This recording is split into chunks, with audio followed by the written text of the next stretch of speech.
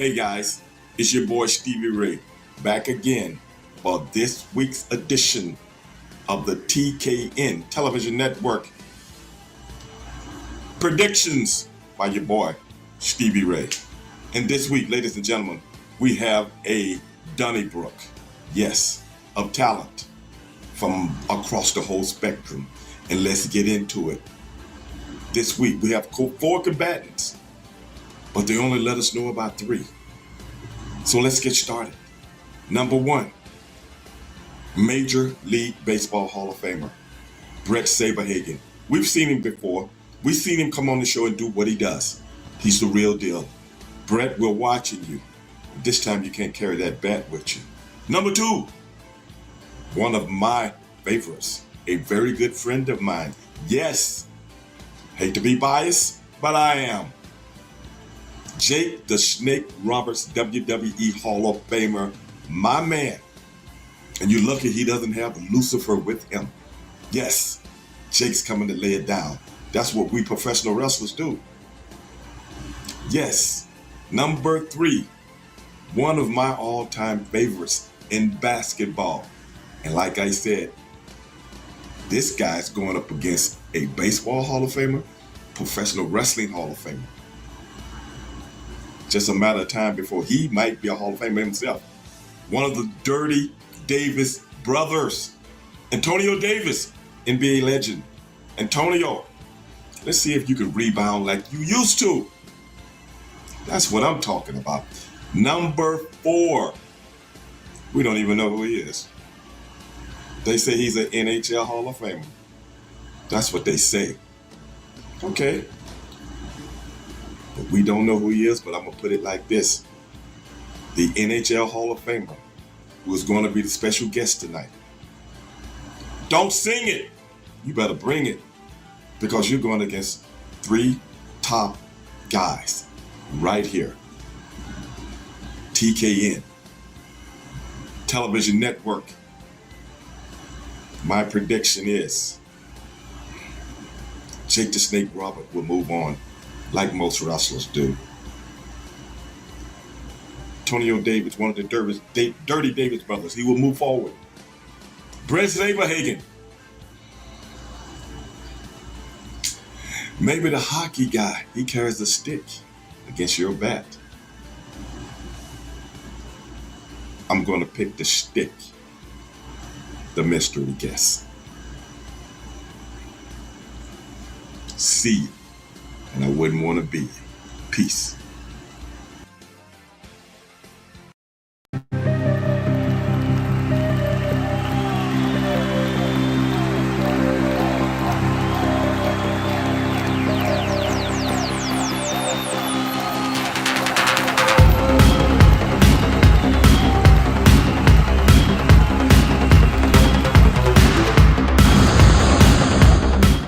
This is different, and I love it, man, because it got me thinking like I was back at school again. I don't even know where you come up with these questions. I want to know how you come up with these kids. You're so innovative. I'm like, look, I mean, your mind is good, like you said. You're a history teacher, and your mind is going all over the place. So, and it's also wonderful to hear people talk sanely to each other. You have something amazing going with the show because you're there and you're educating us. Sure. Your platform gives us an opportunity to really let our guard down. And I never told anybody in public about that experience with my dad. And on your platform, I don't know why I did that, because it's so comfortable and we're talking about things that matter. I love the little anecdote of comedy with your would you pay for it? Would you not? That I love that. I love how you added that in to kind of break up the tension a little bit, because it gets serious. We want to know people's stories, I concur. And that's what TKN does, So I love it. First name Michaela, last name Skinner. Welcome, my friend, to round 2 of the tournament. Thank you. I'm so excited to be here. Yeah, this was seriously such a blast. I was so excited to come on here. Yeah, it's been incredible. I've had so much fun being here, so I appreciate it. Uplifting human being. Last name Ferrigno, first name Lou. Lou, welcome, my friend. Thank you. That's the best introduction I've ever heard in my life. You know something? You need to quit the show and be my moderator and travel with me. Together for a majestic, out of this world, one of a kind human being.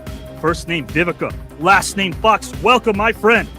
Whoa, that was an awesome introduction. Let me tell you that. I don't think I've ever had anyone read my resume with such flow. Avi is a poet, but he doesn't know it, but his feet show it. You're unbelievable. Last name Wilkins, first name Lenny. Lenny, welcome, my friend, to the celebrity tournament. Well, thank you for having me, and I'm excited about it. I'm looking forward to this. It should be fun. Last name Murphy, first name Calvin. Calvin, welcome to the tournament, my friend. Damn! You said it just like I wrote it. But these rhymes are going to wind down as I've reached the home stretch, the one and only Tretch. I You better than a lot of these rappers out there. You gave me good eargasm tonight, man. I love your voice. I love the things that you talk about. Well, you're the best I've seen. You're the Michael Jordan or LeBron James, whoever you want to make the GOAT. This is why your audiences love you. This is why you continue to great guests, and great guests beget great guests.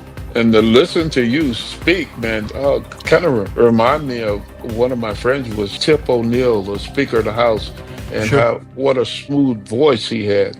Your voice and the way you project everything and share with your heart. You got an incredible gift as well. I just want to do this again and again. I feel like I've made friends.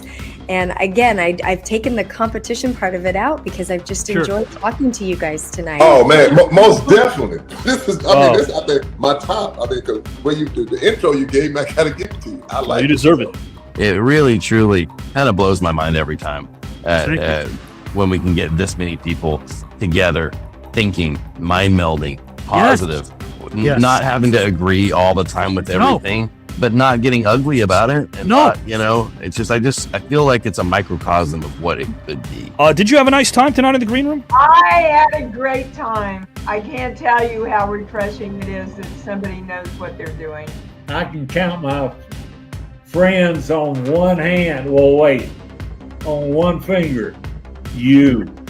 Oh, man. Thank you so much, my friend. Because if you don't heal from what hurts you, you'll bleed on people that never even cut you to begin with. It had nothing to do with your pain. All right. So tell him, Robbie. Tell him. You guys are bringing the best out of me. I mean, yes, pain is inevitable. I mean, there's a reason we have these sensors in our body. I mean, they're warning signs. In other words, something hurts. Obviously, something is amiss.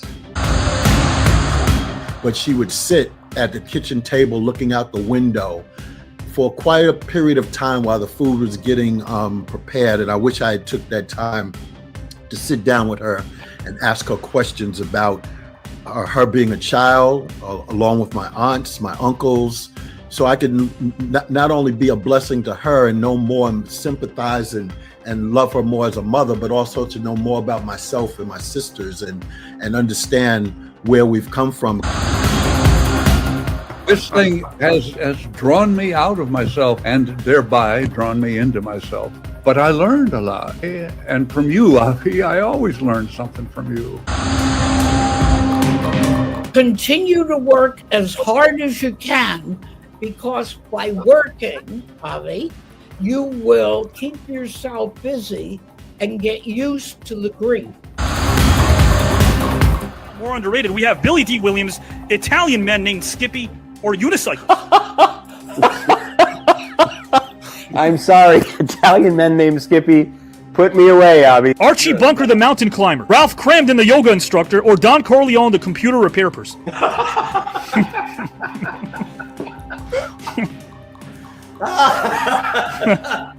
It's clearly an issue with the hard drive. I'm going to go Don Corleone.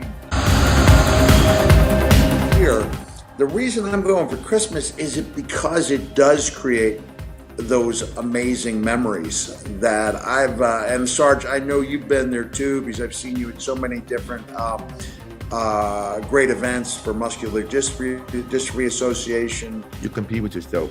So Joe Reed, especially working with him, taking pictures in the magazine, helping me to shape my body and educate my mind.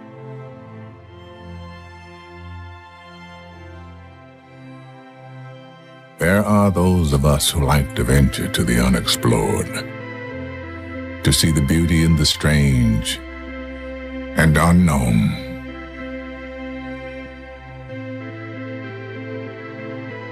those of us who go out there with a sense of wonder. God, matters not how straight the gate, how punishment charged the scroll. I am the master of my fate. I am the captain of my soul.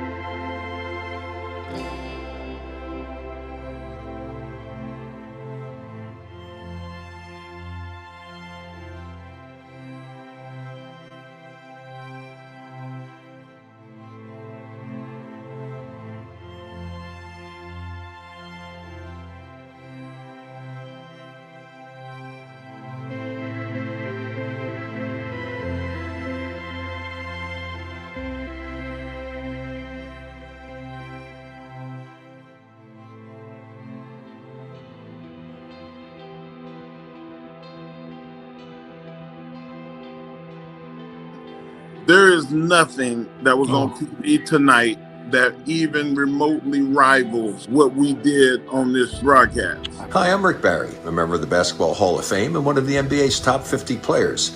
And I'm really excited to tell you about my new relationship in the broadcasting world with the new network. It's TKN, and a young man named Avi Klein has poured his blood, sweat, and tears into creating this new network and assembling an amazing group of individuals. Legends from every walk of life who are just bringing their knowledge and their experience and their wisdom, and this is amazing. I feel like this is a cosmic convergence of what is most important to him, and he's such a stand-up guy. Avi, congratulations. I don't know anybody that can talk as much as you. Seriously, I thought I could talk. You are unreal.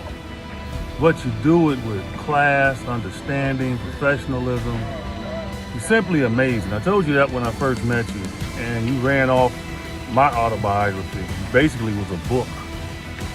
It was simply fantastic. And to think that you do that every show. It's very respectful, and he really connects with the artists and his audiences, and I felt like this guy's on to something, and I'm proud to be a part of this with him. And I really thank your support. I lost my father, and you were the first person to support me in all that, and I thank you so much for that. The greatest wealth is when you can share it with someone. You can share your victories, you can share your failure, you can express your deepest feelings, but the greatest wealth is to be able to say that I have a friend, and I feel an unbelievable level of wealth, and a lot of that is because I have somebody like you. Are you here to win the whole darn tournament? I don't play, I just win. Robert, would you like to win this entire tournament? You know, all those luminaries and athletes and strongmen notwithstanding, the most dangerous place on this show is between me and that prize. That's all I'm going to say. You're chomping at the bit to get in this thing. Oh, yeah, man. I've been telling you, brother. You brought up some names to me, and I was like, I can't wait. I hope they don't see me, because it's going to be on like a steaming pot of neck bones, baby, and I'm not playing. Are you here to win the entire thing, my friend? I'll just say this, Avi. Winner, winner, chicken dinner. But are you here to win the entire celebrity tournament when it's all said and done? I saw a very familiar face in Mike Rotundo, better known as IRS, and he said that he was here for the winner chicken dinner, and I want to take away that chicken dinner, so yes, I want to win this whole shebang. Last name Smith, first name Joe. Joe Smith, welcome, my friend. Oh my God, Avi. Where did you get all of that from? Oh my God.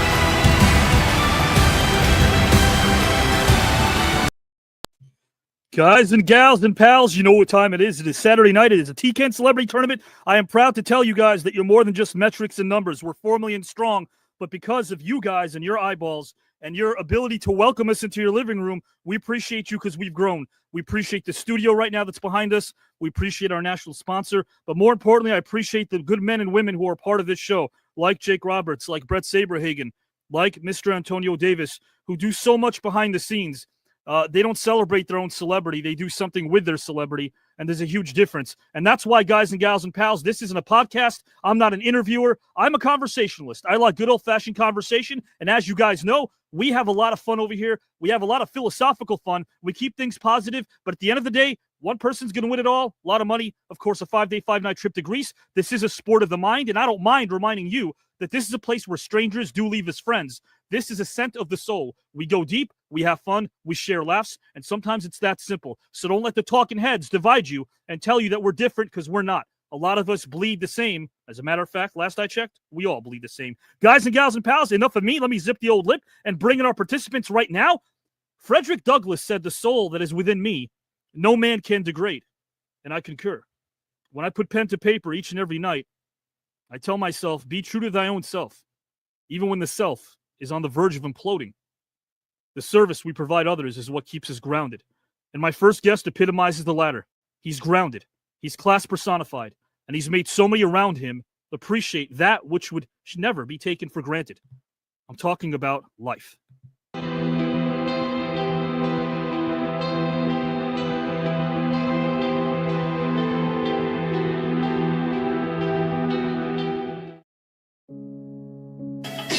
When Davis enters the draft, and the team that gets him, they're going to win over 50 games. I don't care if it's you and me and whoever else we pick, and he's our starting center or whatever. We're going to win 50 games. He's that good. When I was growing up, I saw Oscar get 56 in the Garden his first game as a sophomore. I've watched Wilt forever. I saw Russell in the Holiday Festival when I was a young kid in San Francisco. He's in that class. You know, a big game player, great heart, sacrificed unbelievably. Somebody taught him the right way to play. And one of the greatest competitors I've ever been around.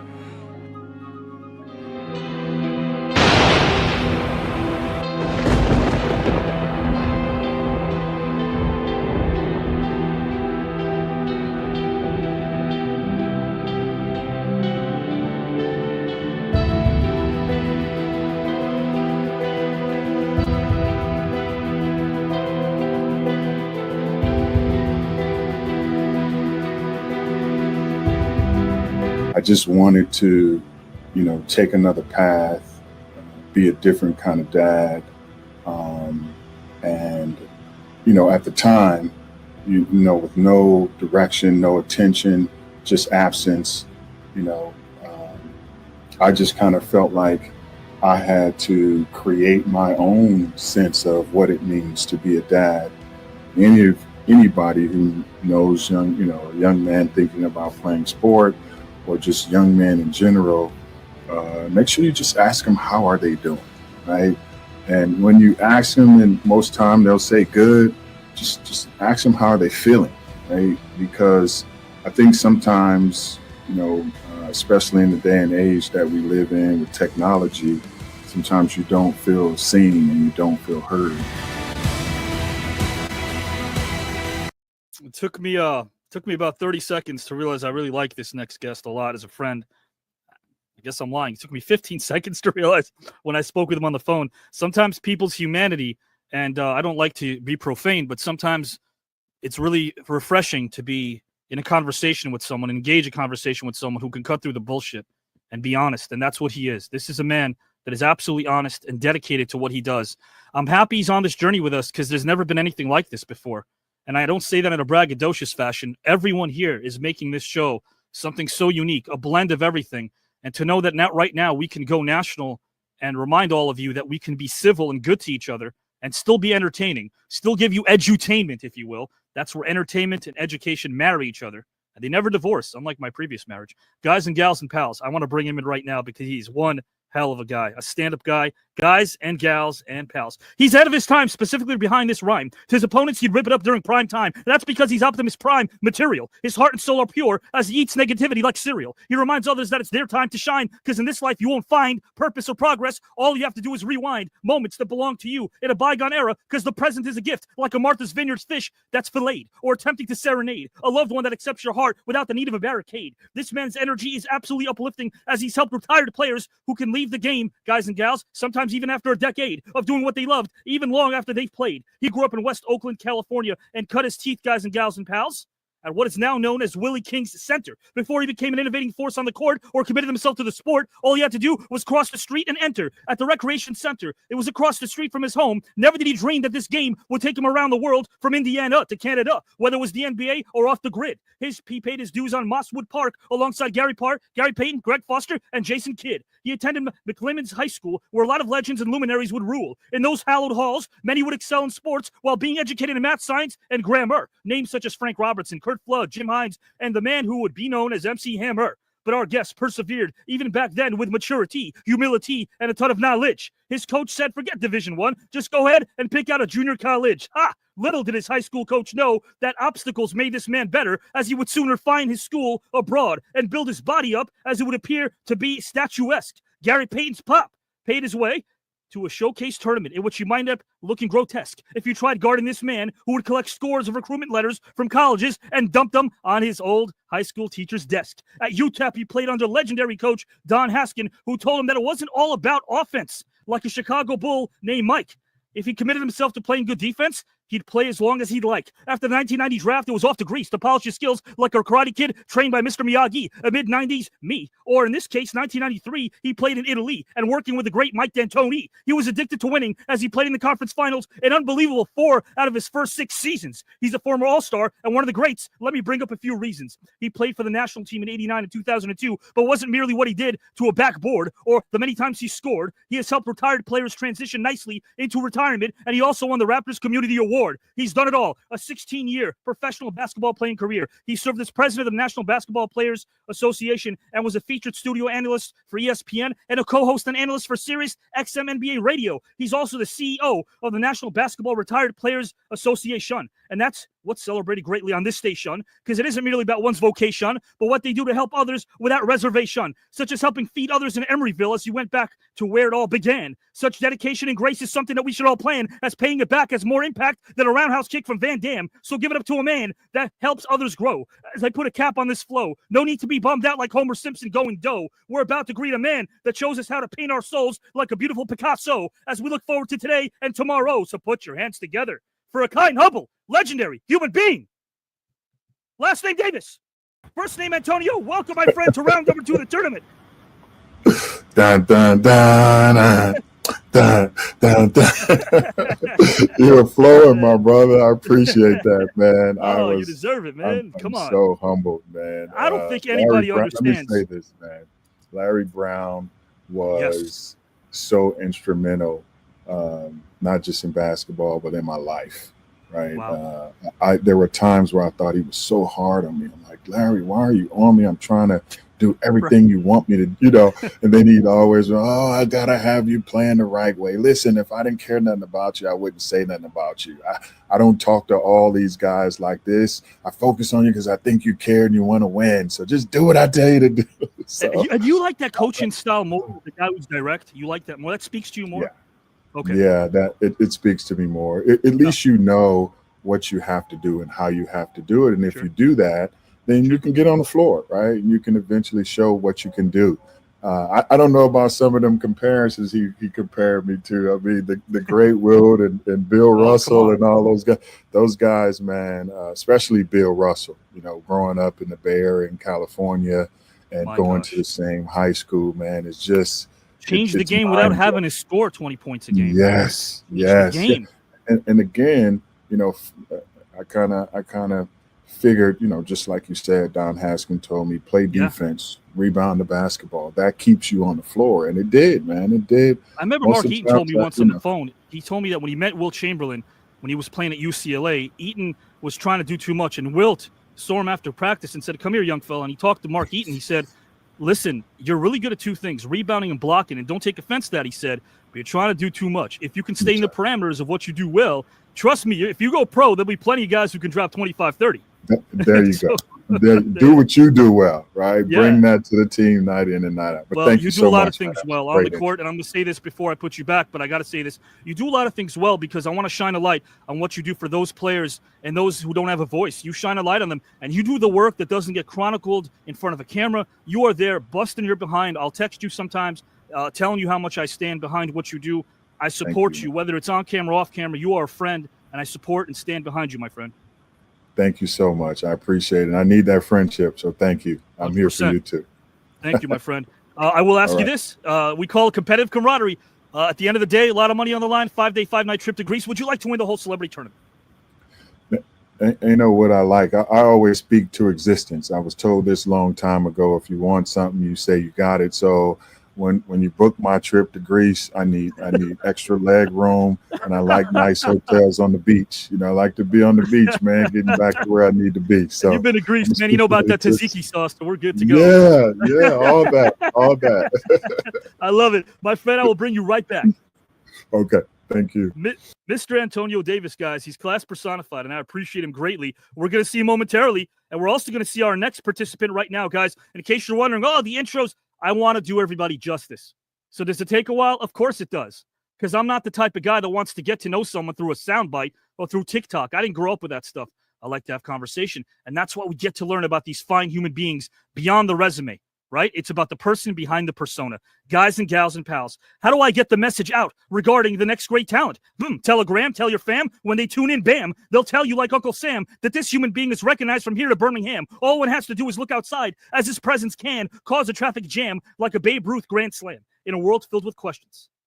It's quite comforting to know that there are simple answers when it comes to certain people like him. For instance, his honesty, his integrity, and his word, his passion and compassion. There are no questions when it comes to all the above. The key is one quality human being.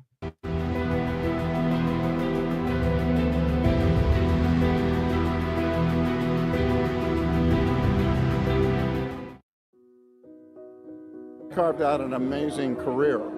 I later learned they were called VIPs and they were coming through. And what you did is the rarest of achievements.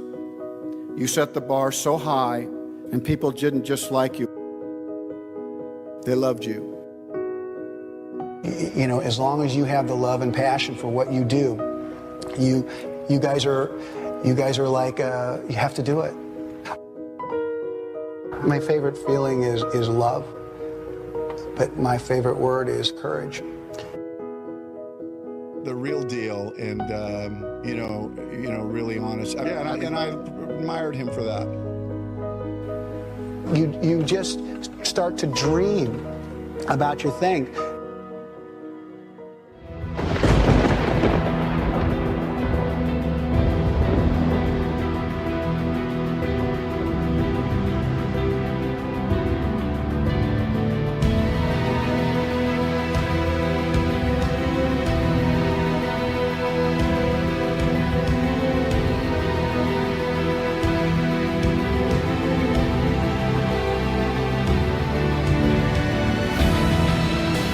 Hitting ground zero, I realized it in 2020.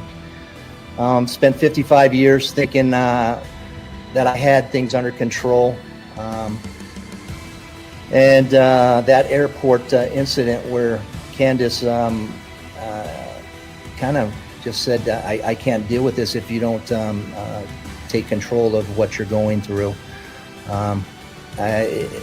it's amazing. I was hiding, I was lying. I couldn't remember from lie to lie.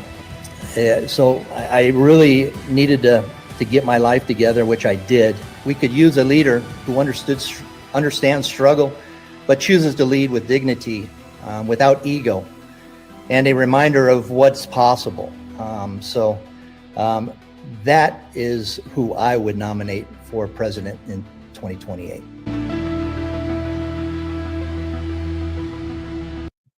Guys and gals and pals, I say the same thing about Mr. Bret Saberhagen. Getting to know him is a treat. Getting to work with him very soon on some of his events. It's going to be an honor, absolutely, for what he and Candace stand for. Guys, our next participant happens to be one of the greatest of all time. When he was just a child, he dreamed about playing a Game 7 of the World Series. We can all relate to that, as it sounds relatable and cinematic, something you'd see in a movie starring Robert De Niro. Not only did this man's dream come true, but in that Game 7, he was truly a hero. He was born in Chicago Heights, Illinois, but his formative years, guys and gals and pals, were spent in California so early on. Life wasn't a bore. He was born to parents Bob and Linda. The aforementioned worked in an accounting department at a retail store. His father, Bob, took a position with a computer leasing firm in Encino. Our luminaries always made friends with his amazing personality, and here's something you should know. Even the coolest souls, even the coldest souls, could warm up to him like Clint Eastwood's character in Gran Torino. Our luminary starred as a sophomore at Grover Cleveland High School in Reseda and was selected the MVP of the West Valley League in 1980. He was headed to the top. No need to hire Dick Tracy to figure that out. Move over Warren Beatty. While this man was one of the greatest pitchers of all time, he also played as a good shortstop and was one of his team's leading batters with a 3.3 average. This man could truly do it all. Need another example? Okay, why not? He also happened to excel in basketball. Royal scout Guy Hansen had seen this talent rounding into form, so he was drafted by Kansas City in 1982. He spent the 83 season in the minor leagues as his stock grew and grew. He managed to pitch 187 innings between both A and AA ball. How many achieved this? Only a select few. This doesn't surprise anyone, as his work ethic was always elite and true. Even as a child, he had a method that was so very effective and was quite the home brew. Get this, guys and gals and pals. At a young age, in his backyard, he knew well enough to work with what he had, so he had a tire that he used to throw baseballs through. He also used to have a cinder block wall in the back as well and put a strike zone up. Those are the skills he would hone. He would do his mechanics and throw the pitch and make sure it was in the strike zone. As a pro, his fastball could buckle your knees at the time and make you shake your head. As a hitter, you were hoping he wasn't on that day because you'd be howling with disappointment like a Flintstone named Fred. From 85 to 89, there wasn't a better pitcher in the American League, as he won 2 Cy Young Awards, won 82 games, and had an overall ERA of 3.27. He was also a 3-time All-Star and won a Gold Glove while treating his fans to baseball at its purest like a trip to heaven. He also won the ERA title in 89 when he won a 2nd Cy Young Award as his career began to thrive. How many people can say they won the World Series MVP, which is something he accomplished in 85? If you were a hitter, you'd have better luck with an angry gator in the heart of the Everglades. It is now time for yours truly to read this Hall of Famer's many accolades. Selected as an All-Star 3 times in 87, 1990, and also 1994. He won the American League Cy Young Award in 85 and 89. He led the American League in wins, ERA, and other categories in 89. He was named the World Series MVP in 85 after leading the Royals to victory over the St. Louis Cardinals. He was named the American League Comeback Player of the Year in 87 and 98. He won the American League Gold Glove in 89. He threw a no-hitter in 91. He was elected to the Royals Hall of Fame in 2005, voted to the Royals Franchise 4 in 2015, and inducted into the Missouri Sports Hall of Fame. But despite the name, the fame, and the acclaim, his heart stayed the same. If you were a fan of his opposing team and placed a bet against him, you'd surely go into debt. You'd never make that same mistake, as you'd be living with regret. This man made even the greatest hitters recoil, worry, and sometimes even sweat. Yours truly watched him do his thing live like no other when he was a New York Met. So sit back and grab a soda and a snack, maybe some chips and dips or a baguette. The anticipation is building, but don't fret, as I welcome the legend who's humble and kind. Last name Saberhagen.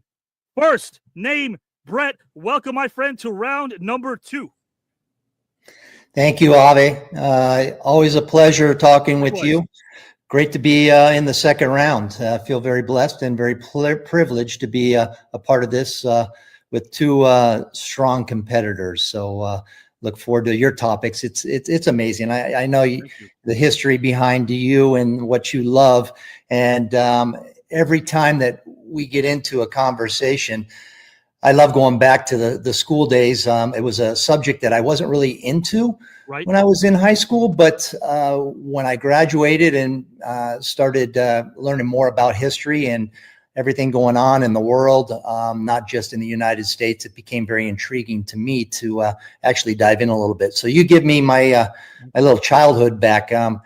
It's hard to remember some of those days back then, but the older we get, we lose a little bit of that. But it's always great to kind of dive back in. You give us some great categories to talk about. So thank you, sir. Thank you, my friend. I have a great seat, best seat in the house. Listening to you and Jake and Antonio and everyone in this tournament educate the masses the way that you guys do. You speak to everybody at their level, and that's really what I wanted to maintain. Is the integrity of mankind through this show speaks volumes, and you epitomize that because you care about things that matter. And I want to talk about, of course, Wings. I want to talk about Wings pretty soon, but I also want to talk about what you and Candace are doing. I want to talk about this amazing event coming up. You're always doing something for people that don't even understand that there are those who are ailing from something specific, like what you always accentuate, what Candace does, the cause. I mean, her story is incredible. Your story, of course, as well. You have overcome so many different odds, but I love the fact that you are grounded, you're down to earth, you become a fast friend, and much like I told Antonio, I'm going to be in your corner for the duration of this thing called life, my friend. That is from the heart. No doubt about that. Thank you. On top of that, guys and gals and pals, we're so close that if Bret wins this thing and goes to Greece, I'll expect a postcard. Bret, do you think you're going to win the entire thing? Would you like to win the entire thing and go to Greece? Well, I am very competitive. I can say that.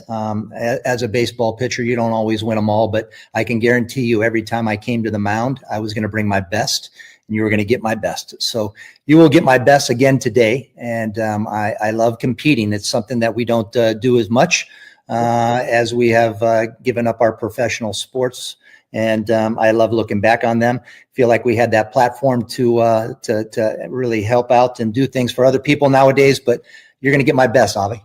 I love that, man. Thank you so much. I marvel at who you are, my friend. Can't wait. I'll bring you back in about a minute, my friend. Guys and gals, the great Bret Saberhagen, guys. Yes, many of us dreamed being a World Series MVP. This man did it through hard work and perseverance. And speaking of hard work and perseverance, our third participant who has worked so hard, and been so honest with people who should understand how rare it is to receive such honesty and wisdom from somebody who looks inside himself, who looks inside his own self, and then tells a story that not many people have the courage to tell. And those are words that are coming from my psyche. He's such an honest human being, and I'm glad he's a part of this. Guys and gals and pals, the bard of Mr. Shakespeare said, "This above all, to thy own self be true." Giving. What a concept that is. Can you imagine being surrounded by people that give and that radiate truth and love and authenticity? Our next participant this evening thrives because he radiates that type of energy, and it's conducive to success. His stars are aligned not solely due to his unbelievable resume, but in large part due to his outlook. His level of authenticity is not only refreshing, but it's appreciated. He's humble, and he puts everyone around him at ease with two words that are not often seen, heard, or witnessed jointly: being kind and direct. As a confident man myself, I applaud him for his approach to life, and I marvel at the fact that he not only sets goals, but he attains them as well due to his skill set, mindset, and commitment.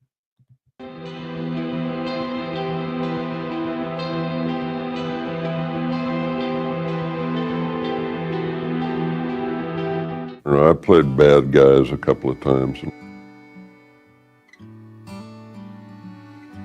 I'd rather make people feel good or make them cry or make them look inside themselves. Over time, I started running into people. They'd just say, "Thank you for what you do." And they'd talk about the character. They'd talk about the integrity. They'd talk about the things that mattered to me. But I can say thank you. And I can tell you that I'm honored and grateful to be in your company. There's a piece of this for all of you. Not only for who you are, but for your beautiful work. Give them a chuckle, give them a laugh, and let them shed a tear maybe. And it was a labor of love for a lot of people. Come look inside themselves and know that they're not alone.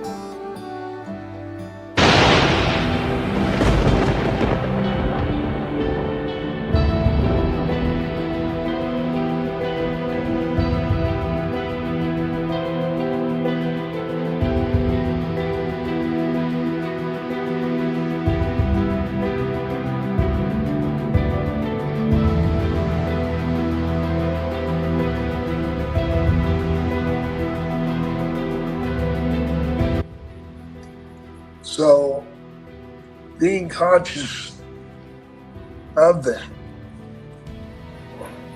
opens the door for freedom. And if you're not free of drugs and alcohol, if you're not free from food, if you're not free from overworking your damn self, you need to have time for yourself, time to live, and you don't know if there's going to be a tomorrow.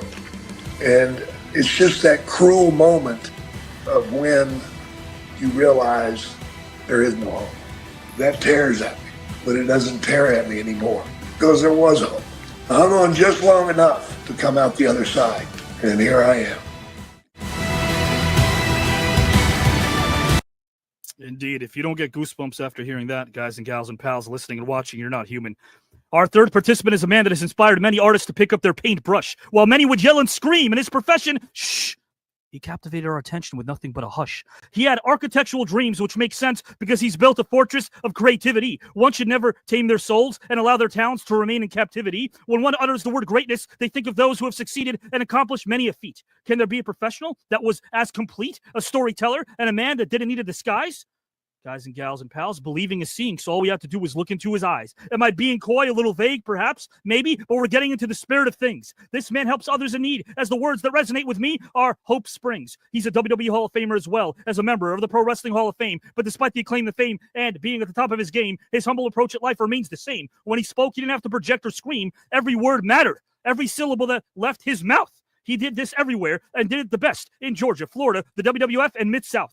He has inspired countless and given a voice to the voiceless. I am humbled by his testimony of truth. These rhymes aren't meant to showcase a talent or skill, but rather remind these greats that they've given us all quite the thrill. I mean, is there anything finer than listening to Carl Reiner talk about wrestling and Mr. Roberts as he did when I worked with him back while he was kicking back in his recliner? Everything he did mattered. Unspoken words, a slight head shake, a light move that would make an audience member's heart break. Looking away from his beautiful works of art would be a true mistake. Man, stars, guys and gals, were shining when he was around, and stars did he make. His promos, man, would they make us quake. The man is in the Mount Rushmore of the pro wrestling industry. Give it up, guys and gals, for an innovator, originator, and someone that allowed our eyeballs to praise the fact that they were awake, to witness his one-of-a-kind approach. And let's not forget the snake. So take a break and welcome the guru of logic himself, an absolute legend.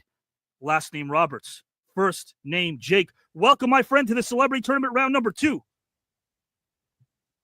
How are you, my friend? Oh, I'm doing great, man. I'm ready to burn some brain cells. I like it. Absolutely. Well, I hope, Jake, you're the type of guy that doesn't like to be complimented, but I say too bad because you deserve to hear the compliments and the roses because you have touched a lot of people with your honesty, my friend. I appreciate that very much, man. That's all I can do is be real. And I appreciate that as well, man. That's why when I'm putting together these videos and it's to make you realize that there's something about all of us inside that touches us, and there's more than meets the eye. And I recognize that. I know our viewers do. And you have made a difference to those that you've never even met. The invisible forces of people that you've never even seen can tell you through words and maybe through messages or through the comments that you, my friend, have inspired many people by being as real gets. So thank you for that, my friend. I appreciate it. Well, I appreciate you saying that. You know, there's so many people that come up to me today that I've never met, right? Never heard, and find out that I've helped them take a walk down the right path, you know, and saved lives, countless lives. And just gives me chill bumps when I think about it because all I'm doing is just keeping myself real. You know, that's if I keep myself grounded and keep myself straight, then good things seem to come from me. Yeah, but let me prevail this upon you. But let me prevail this upon you. Authenticity could be an illusion sometimes in this world. And when you hear somebody bring it real, as they say, as the kiddos say, you could recognize it. Real recognizes real. And that's one of the reasons why I picked up that phone and said, I wanted you in this in round number 1, because hearing your testimony touched the life of someone who at that point was an invisible force in your life, and that was me. So it affected me. Your words, your actions, your approach, your cadence, the way you treat people. So thank you again. I know I'm giving you a lot of those, but hey, you never know what tomorrow brings. If tomorrow doesn't bring life, then at least while we're still here, you can hear how you affected people. So, Jake Roberts, I'll ask you the magic question, because at the end of this big tournament over here, there's a lot of cash, but of course, a 5-day, 5-night first-class trip to Greece. Would you like to win it all, my friend? I wouldn't be in it to do anything else. I like it. The celebrity tournament with Mr. Jake Roberts, with Mr. Bret Saberhagen, who I'm bringing in, with Mr. Antonio Davis, who I'm bringing in right now.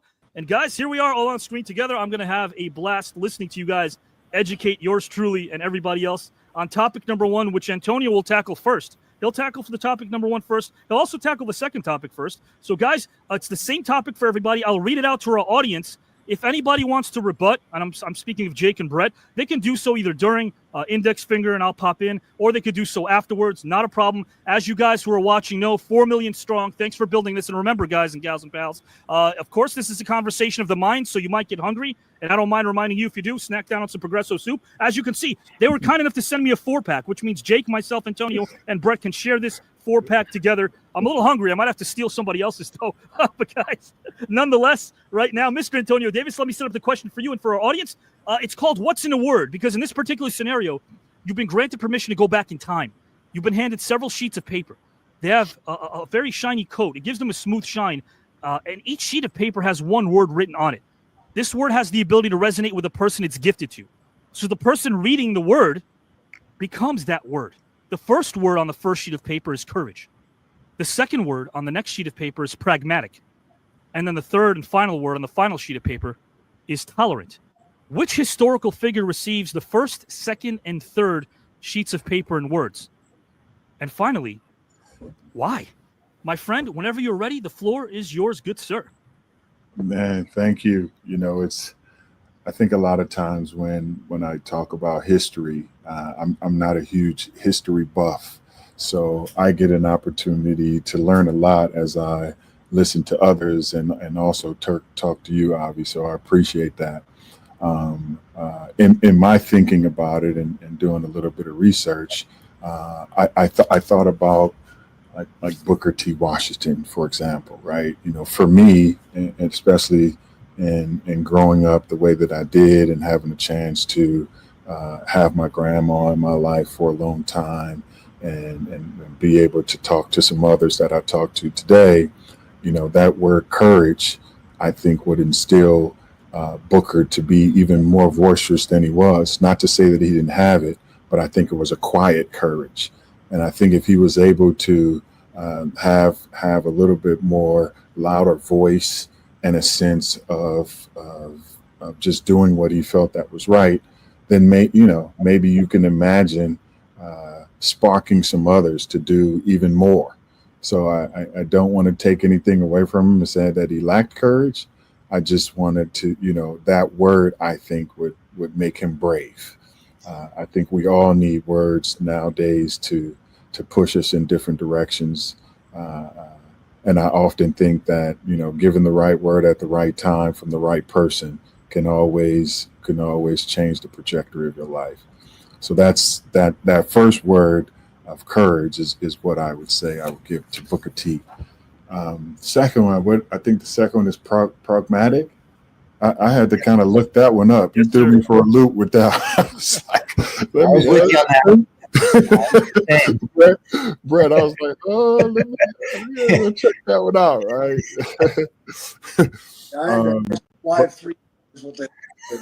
Yeah. But in thinking about that again, in history and thinking about myself as a young man, especially a young Black African-American man with so much going on. And again, in doing some of my research, I thought about Malcolm X, right? Like the reason I did that is because I think a lot of times Malcolm was just on this rampage just to let everybody know about, especially after his trip to the Mecca, about like, hey, this is the way that things need to be viewed. This is the way they need to happen. There's no other way, and kind of, pumping his fist and banging his chest. But I think if he had a more, pragmatic style, I think it would have served everybody better. He would have had more people listening to him in a different way, and hopefully making change not based on a force, but just based on what was right and what was needed at the time. So I definitely would have, given him that word, pragmatic, and hopefully it would have made a change. I don't know what that guy, what would have happened, but hopefully it would have changed his trajectory and helped him become even more than he was. And thinking about tolerant, Madam C.J. Walker was obviously one who, even in my kind of entrepreneurial mindset, I thought if she was one that was more tolerant of bringing others along, then it wouldn't have been, I wouldn't say she wouldn't have had the same impact, but that impact, I think, would have kept resonating today, right? She was a big powerhouse, a woman of many talents, and had the ability to do a lot of different things. But I also felt like she built this empire and did different things, and not thought about the sisterhood and not thought about others around her. So if she had the ability to think from that perspective, I think she would have created even more entrepreneurs to go along and do some wonderful things. And I have to say, Avi, these were a little tough for me, right? Like, again, not a huge history buff. And to think of the ability to go back and change history, you often think of wealth or power, of things, things of that nature that can do big things. But I feel that I'm a kid that was inspired by words from the right people at the right time. And I'm hoping by taking these 3 words back in history, we would have not only, and not nearly about change, but just making history better, especially as I think about myself, my peers, and my people. So that's what I have for you. Thank you for that time. And I look forward to hearing our esteemed guests give their answers. Oh, absolutely. And you could have fooled me about not being a history buff, because it was very succinct. And the God Almighty, I love that you actually picked C.J. Walker, Madam C.J. Walker, because I remember when I taught history, I was telling a lot of my students that this is someone who was struggling financially.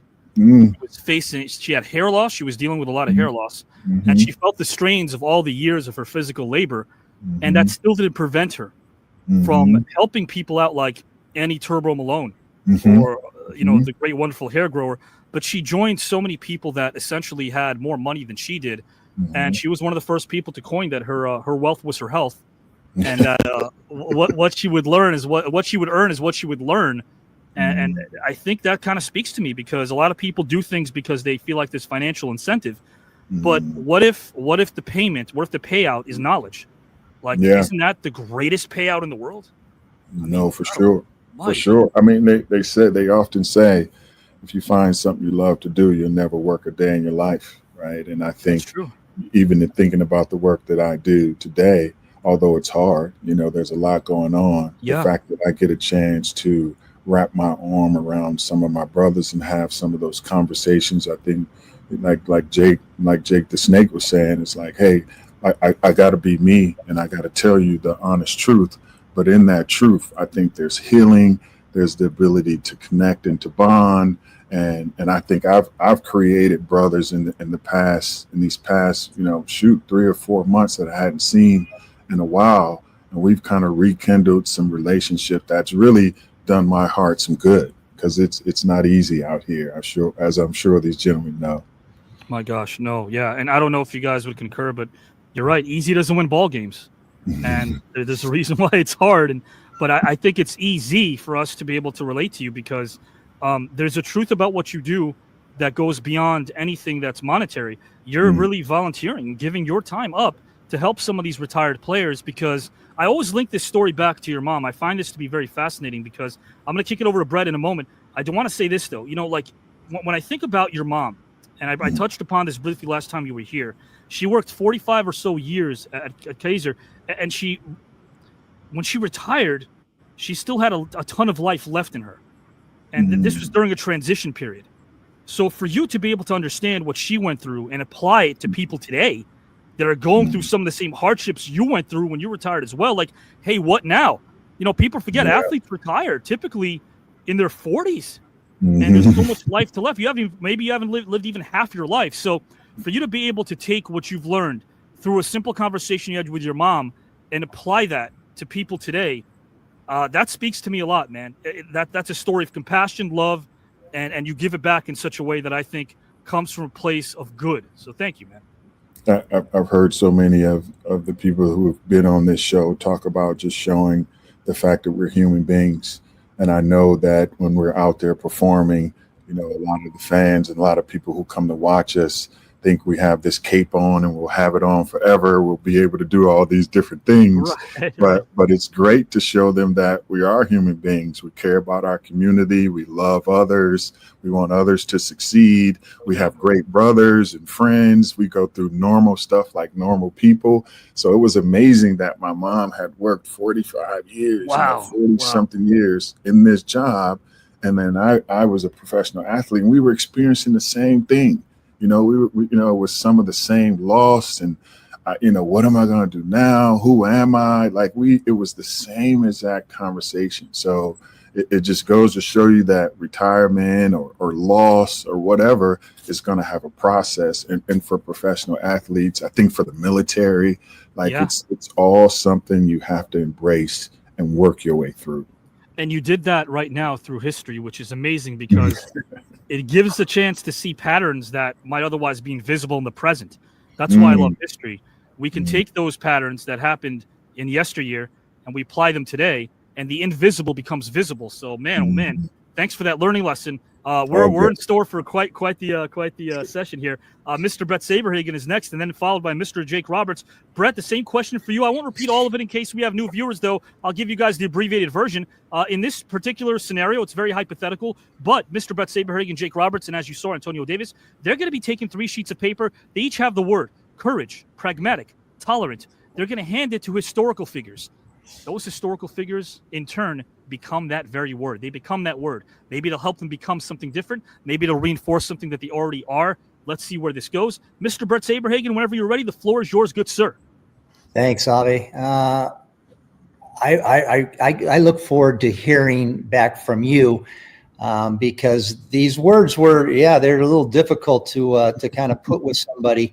And your mind kind of goes all over the place. So I want to be critiqued afterwards and see if I did a decent job of putting some people with these particular words. First one courage would be Anne Frank. Just to let some people know, she was a Jewish teenager hidden in Nazi-occupied Amsterdam during World War II. She wrote her diary and kept it, documenting fear, hope, humanity. She died at 15 years old in a concentration camp. Her words lived on. Her voice is still teaching us today. Why I chose her, Anne, she already had incredible courage. But what if she had a little more, enough to survive? More importantly, maybe the courage to spread to others, a neighbor helping hide another family, a soldier choosing their conscience over orders. One of her quotes was, "I still believe, in spite of everything, that people are truly good at heart." That's the kind of courage that I would hope that would be in people today. So that's who I would have gave courage to. Pragmatic again. This one was I had to look it up. I was a little think. It made me think a little bit. Actually, I talked to my wife Candace, and she had it, but I just wanted to make sure. But I had to go in and check it out in the dictionary. But this word pragmatic, I would have given to Leonardo da Vinci. In brief, he was a painter, inventor, a scientist, a true Renaissance mind. Absolutely brilliant. Created blueprints for flying machines, scuba gear, helicopters, centuries ahead of his time. But many of his ideas never came to fruition. They just stayed in sketches. So Why I chose him? Imagine if he had just a touch more of follow through. If he could have whatever he dreamed about, and if he could have actually built it. Again, all of this stuff came to fruition many years later, but imagine if you would have seen planes flying in the 1500s. So he was way ahead of his time. He didn't have and again, I kind of think that if he would have done one of those things, he wouldn't have had the vision to have all of those things come to mind, and he would have just focused on one of them. So sometimes a genius needs to be pushed in the real world, but that would be traumatic for me. And then Tolerant was a really good one. This one would have been Adolf Hitler, a dictator back in Nazi Germany during World War II. And a couple of people back, that's kind of where my mind went a little bit. But he used fear, division, and hatred to manipulate nations, his nation. Many died because of his ideologies. Why I chose him, this was probably one of the hardest for me, but maybe most importantly, Tolerance wouldn't have fixed everything, but maybe planted a seed in him. Maybe a seed that disrupted the hatred that he had.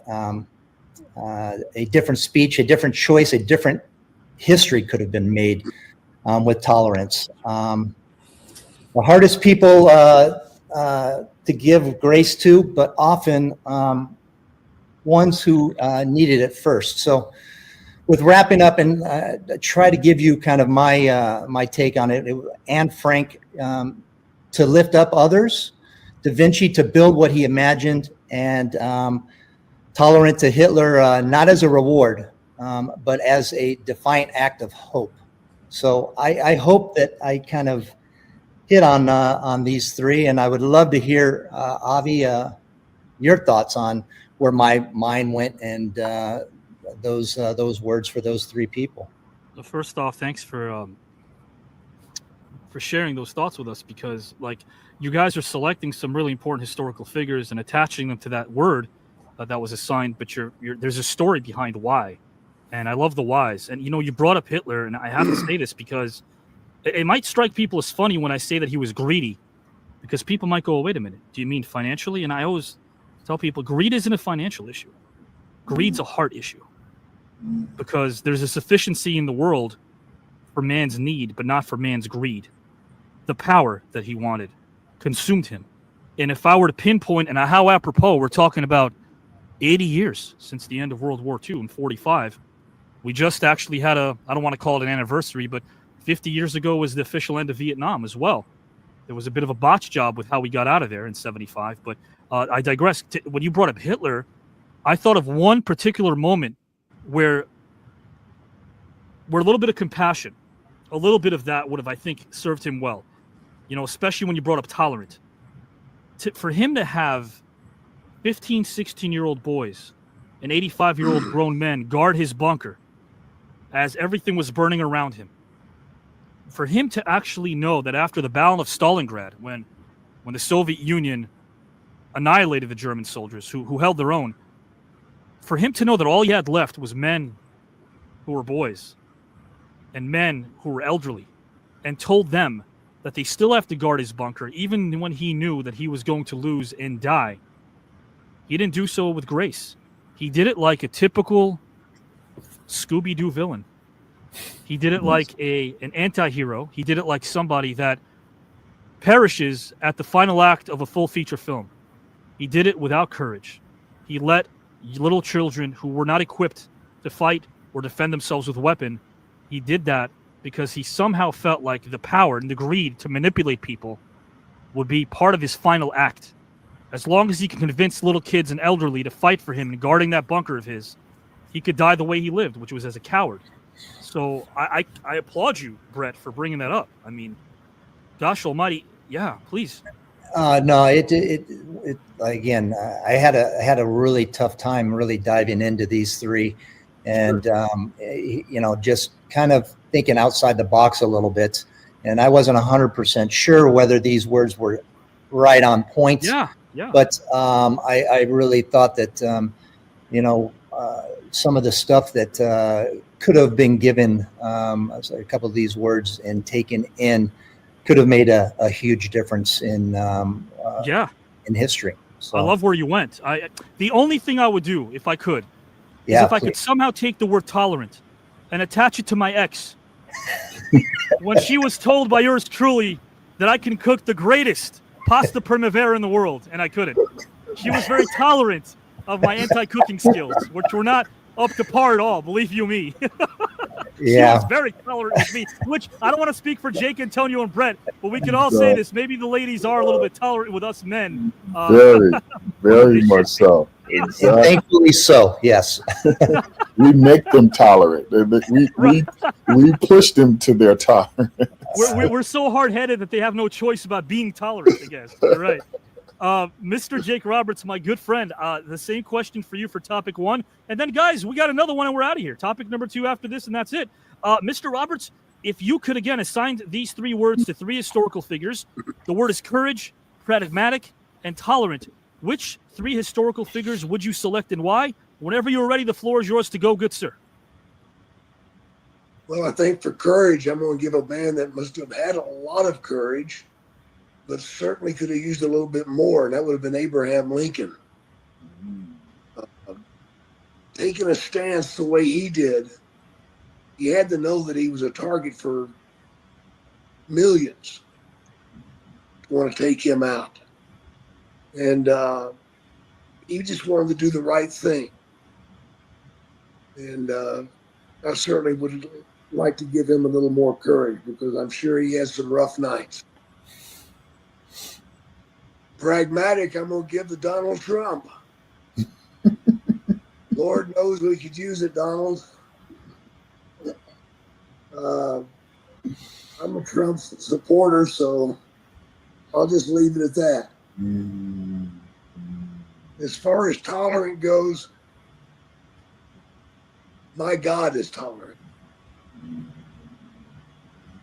And I'm very grateful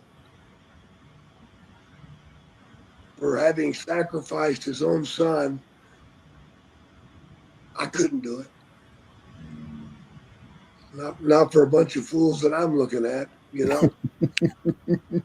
I just couldn't do it. I couldn't save the rest of the world. But yet he did that. And for him to be able to look around and see what's going on and not just lose it, I don't know how the hell he does it. Because there's certainly some things out here happening that shouldn't be. And that's where I'm going, man. Right. I appreciate that. You know, I think sometimes if you're grounded in your work, you don't need to take flight. And by that, I mean, there are so many people that will scream and shout, and there's the pomp and circumstance. But if you're grounded in your work, you don't have to fly. And I think of that, Jake, when you speak, because you're so very committed and convicted in what you say. And I respect that, because I think the absolute truth that speaks to you isn't really meant for other people. And that's not to insult people that are listening to your truth. But if it's your truth and it so happens to inspire people, all the better. But you're committed to your truth regardless of perception, right, Jake? Absolutely. Yeah. Did it take a while to get to that point in life, or was it something was that always your mindset? Yeah. Okay. It took a long time to get there. You know, I think when I finally got sober, it started happening. And each day something else comes to me. A different way to look at things, a different way to accept things. Acceptance is tough. You know, I mean, it really is. And, there are a lot of tough things that you got to deal with out there. Acceptance is one. But keep on traveling, man. You'll find new things. Amen to that. Antonio and Bret, was acceptance sometimes difficult in your journey, in your life's journey? Was it something that was tough to grasp at any point in your lives? Acceptance of yourself.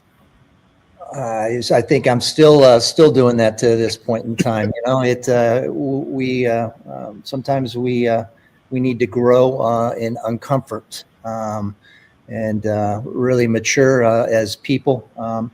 And the one thing, you know, the one word out of those three words really stick out, and I think it needs to be applied nowadays, is tolerance. Sure. We need some more love in this world, not so much hatred. Yeah. And people could be more tolerant towards one another. It would just be a much beautiful world. I know Jake brought up you know, God and that, and yeah.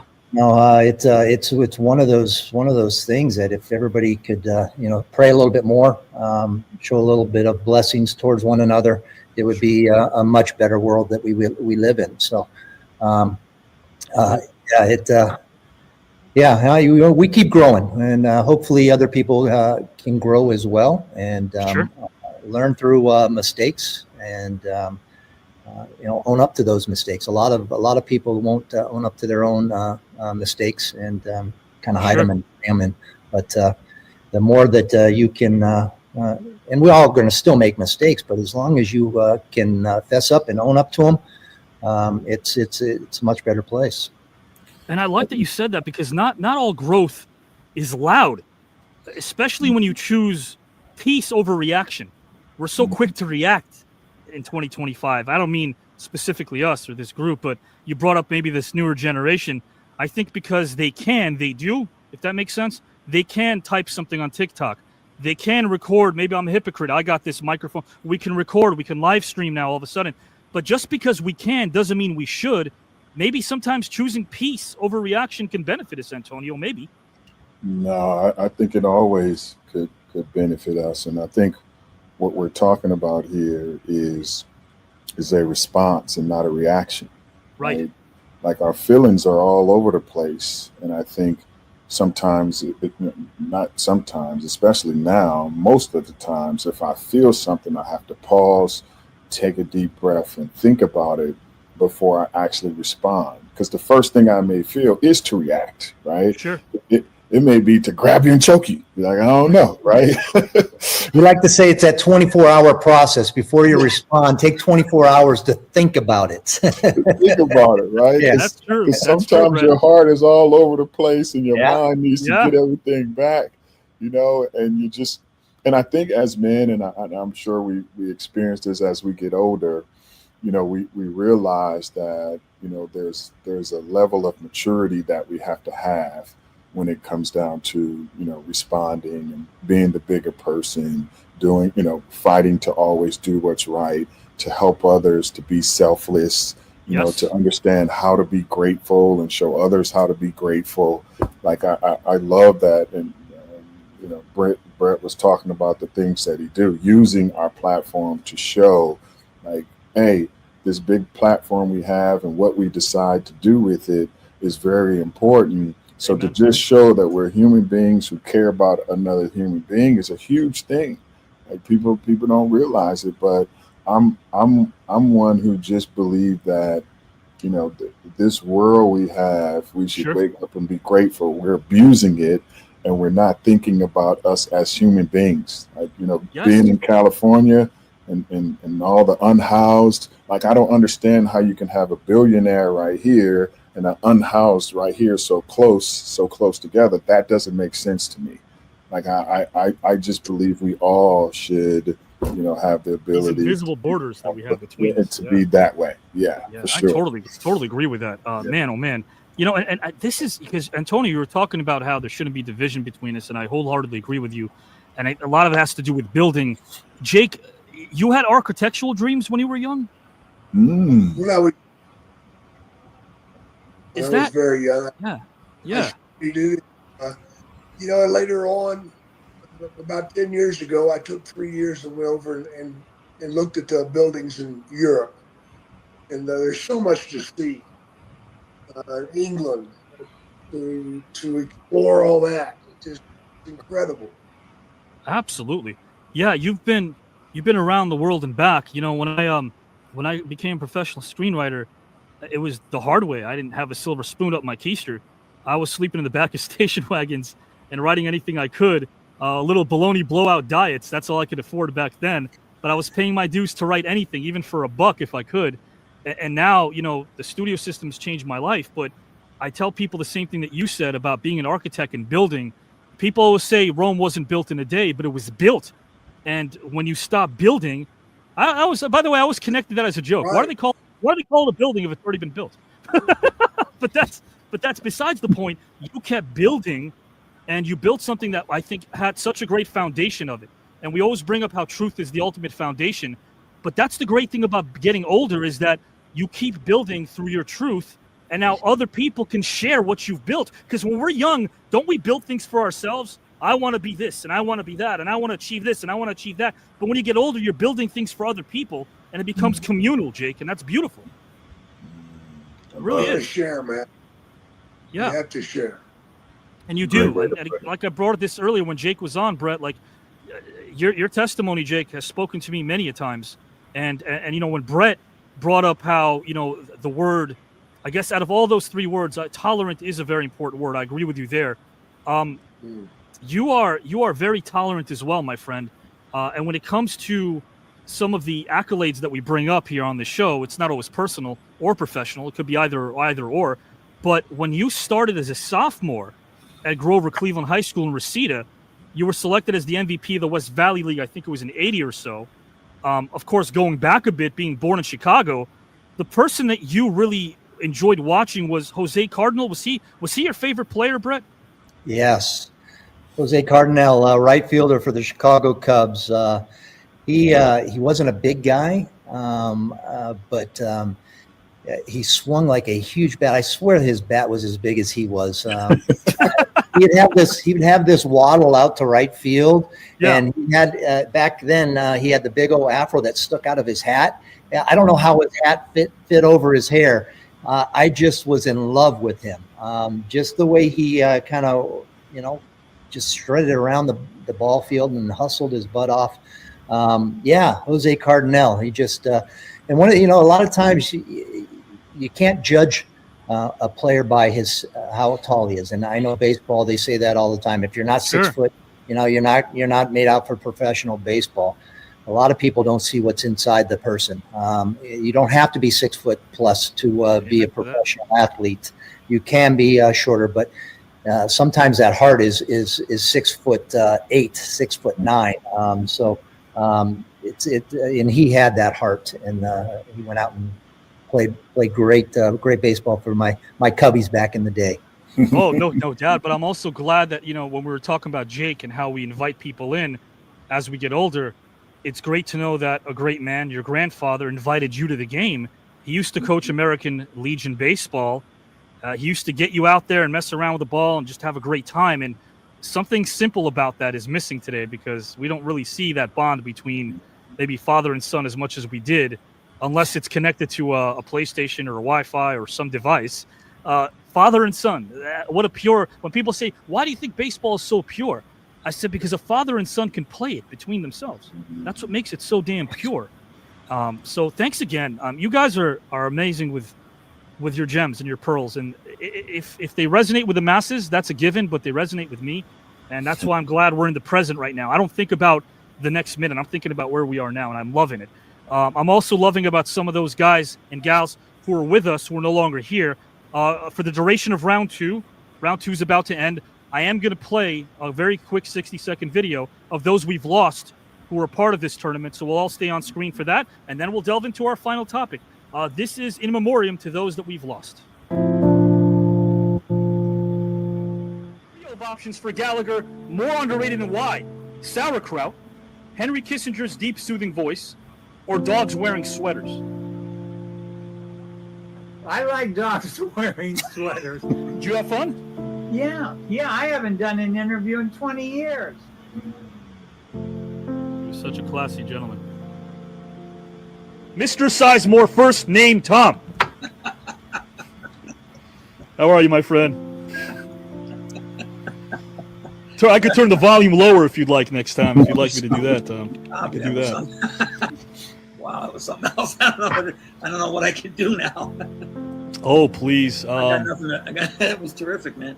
Thank you, my friend. I appreciate that. And what, as charming as a guy that you are, man, and as honest as a guy as you are, and as down to earth as a guy as you are, you played a character that isn't so down to earth named Scrooge in college. You played Scrooge, and of course, I feel like a thespian should rely on their instinct. Do you feel like you rely on your instinct a lot as a storyteller as well? I mean, playing Scrooge at that young an age was, when I think about it now, I only way I could have done it is I was relying on my instincts. You know, I could have done it any other way. Okay. More underrated and why?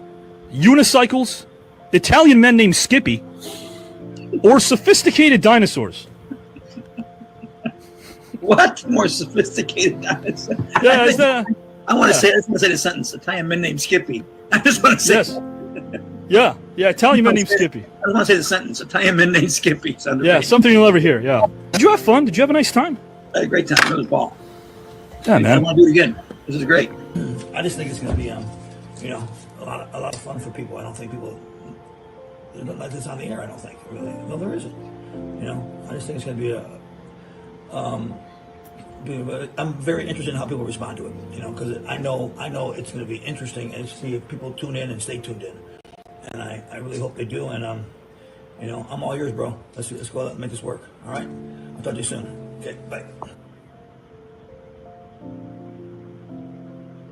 I teach a workshop, and one of my students finally said about my class about iambic pentameter. He finally said, I got it, and he was excited.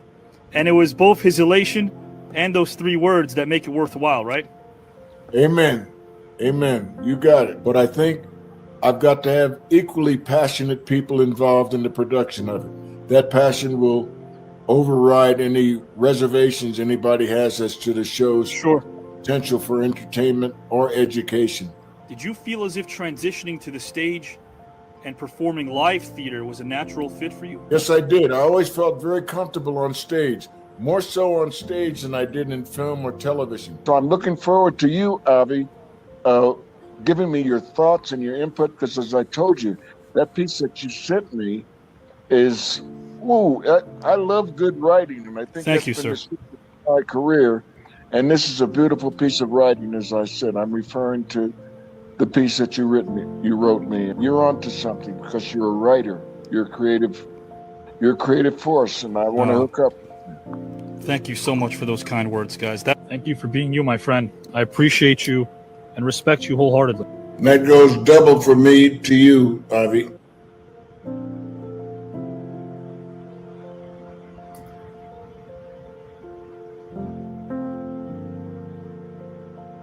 That's my pop. Love you, pop.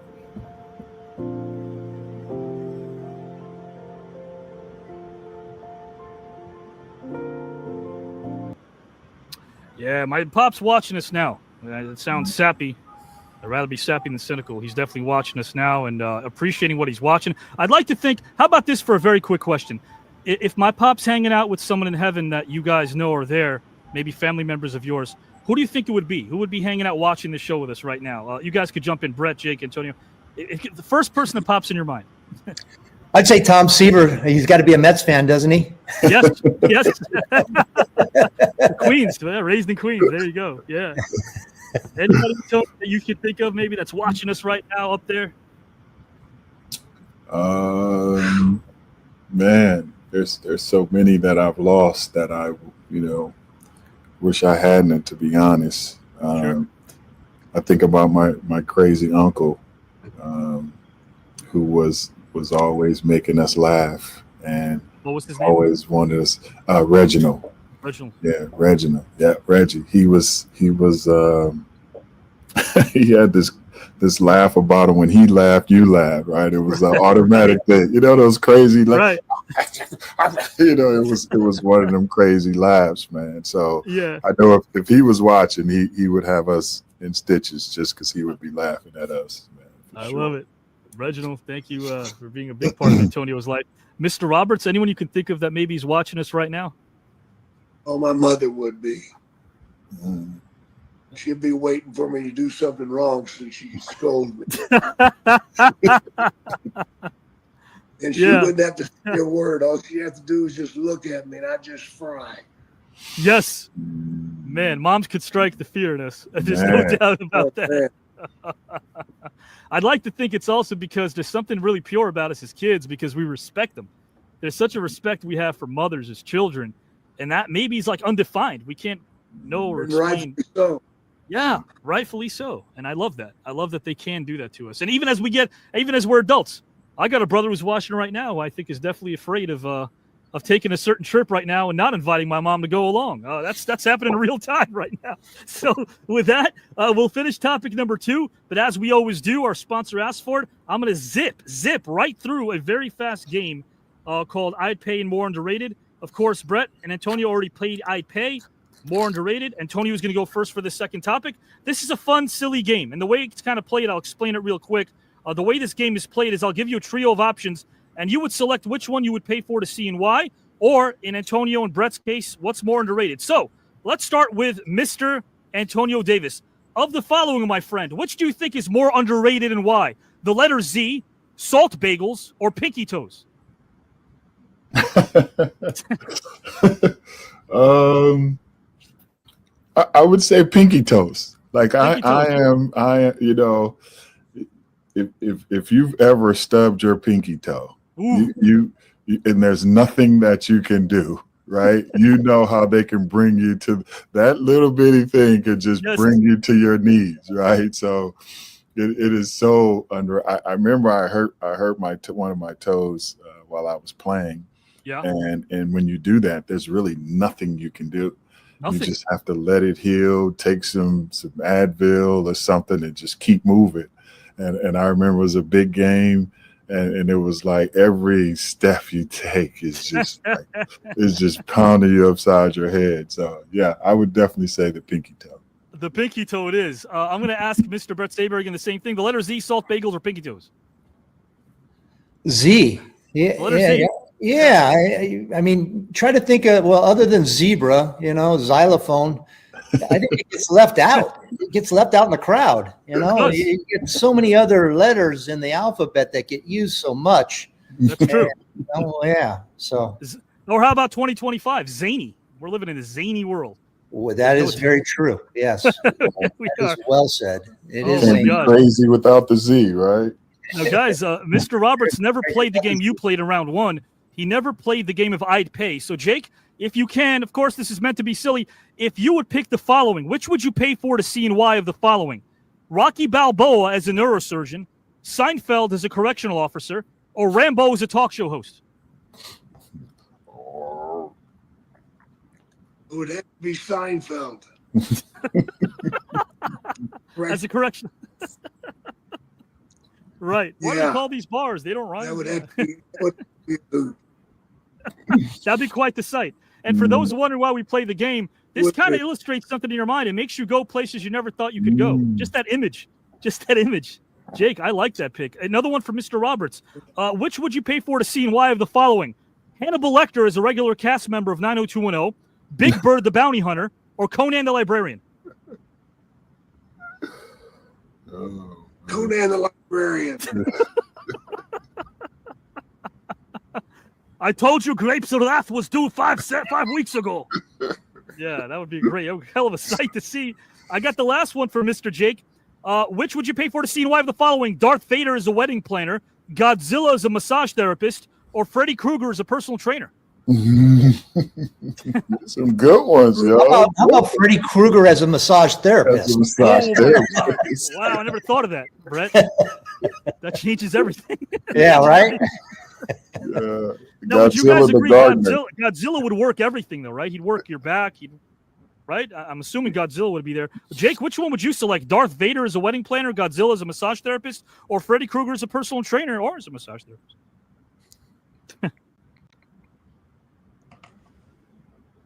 Which one would you select, Jake?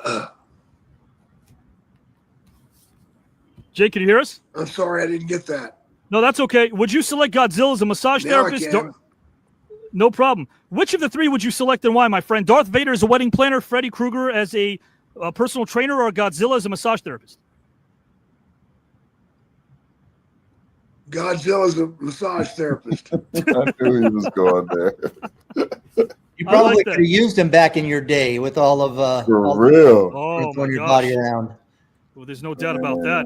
And of course, the last I had one. that damn stuff I needed. That was too much.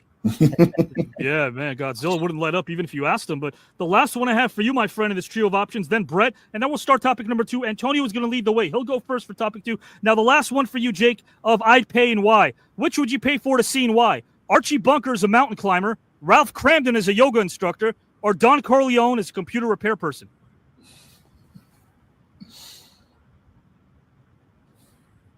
Don Corleone is a computer repair person. Right.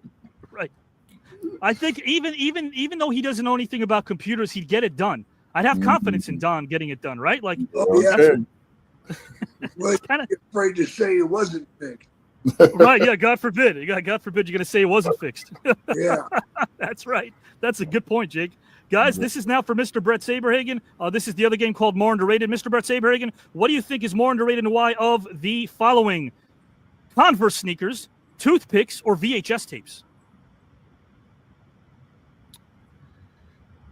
I'm going to go with the VHS tape because those are still around. Yes.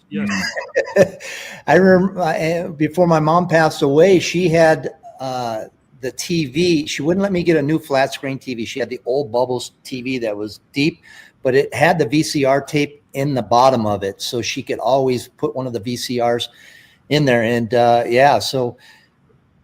got to go with the VCR tape. I like that one. VHS tapes, yeah. And even the artwork was so great back in the day, those VHS tapes, those horror movies. Even though the movie itself sometimes was left a lot to be desired, that artwork was incredible. It's been hours there in the VHS store. Mr. Antonio Davis, I got a trio as well for you. Which do you think are more underrated and why of the following? Which one? We have 95-year-old women owning a mosh pit at a Metallica concert. We have Robert De Niro's mole, or the following, lazy alligators. Which are more underrated and why?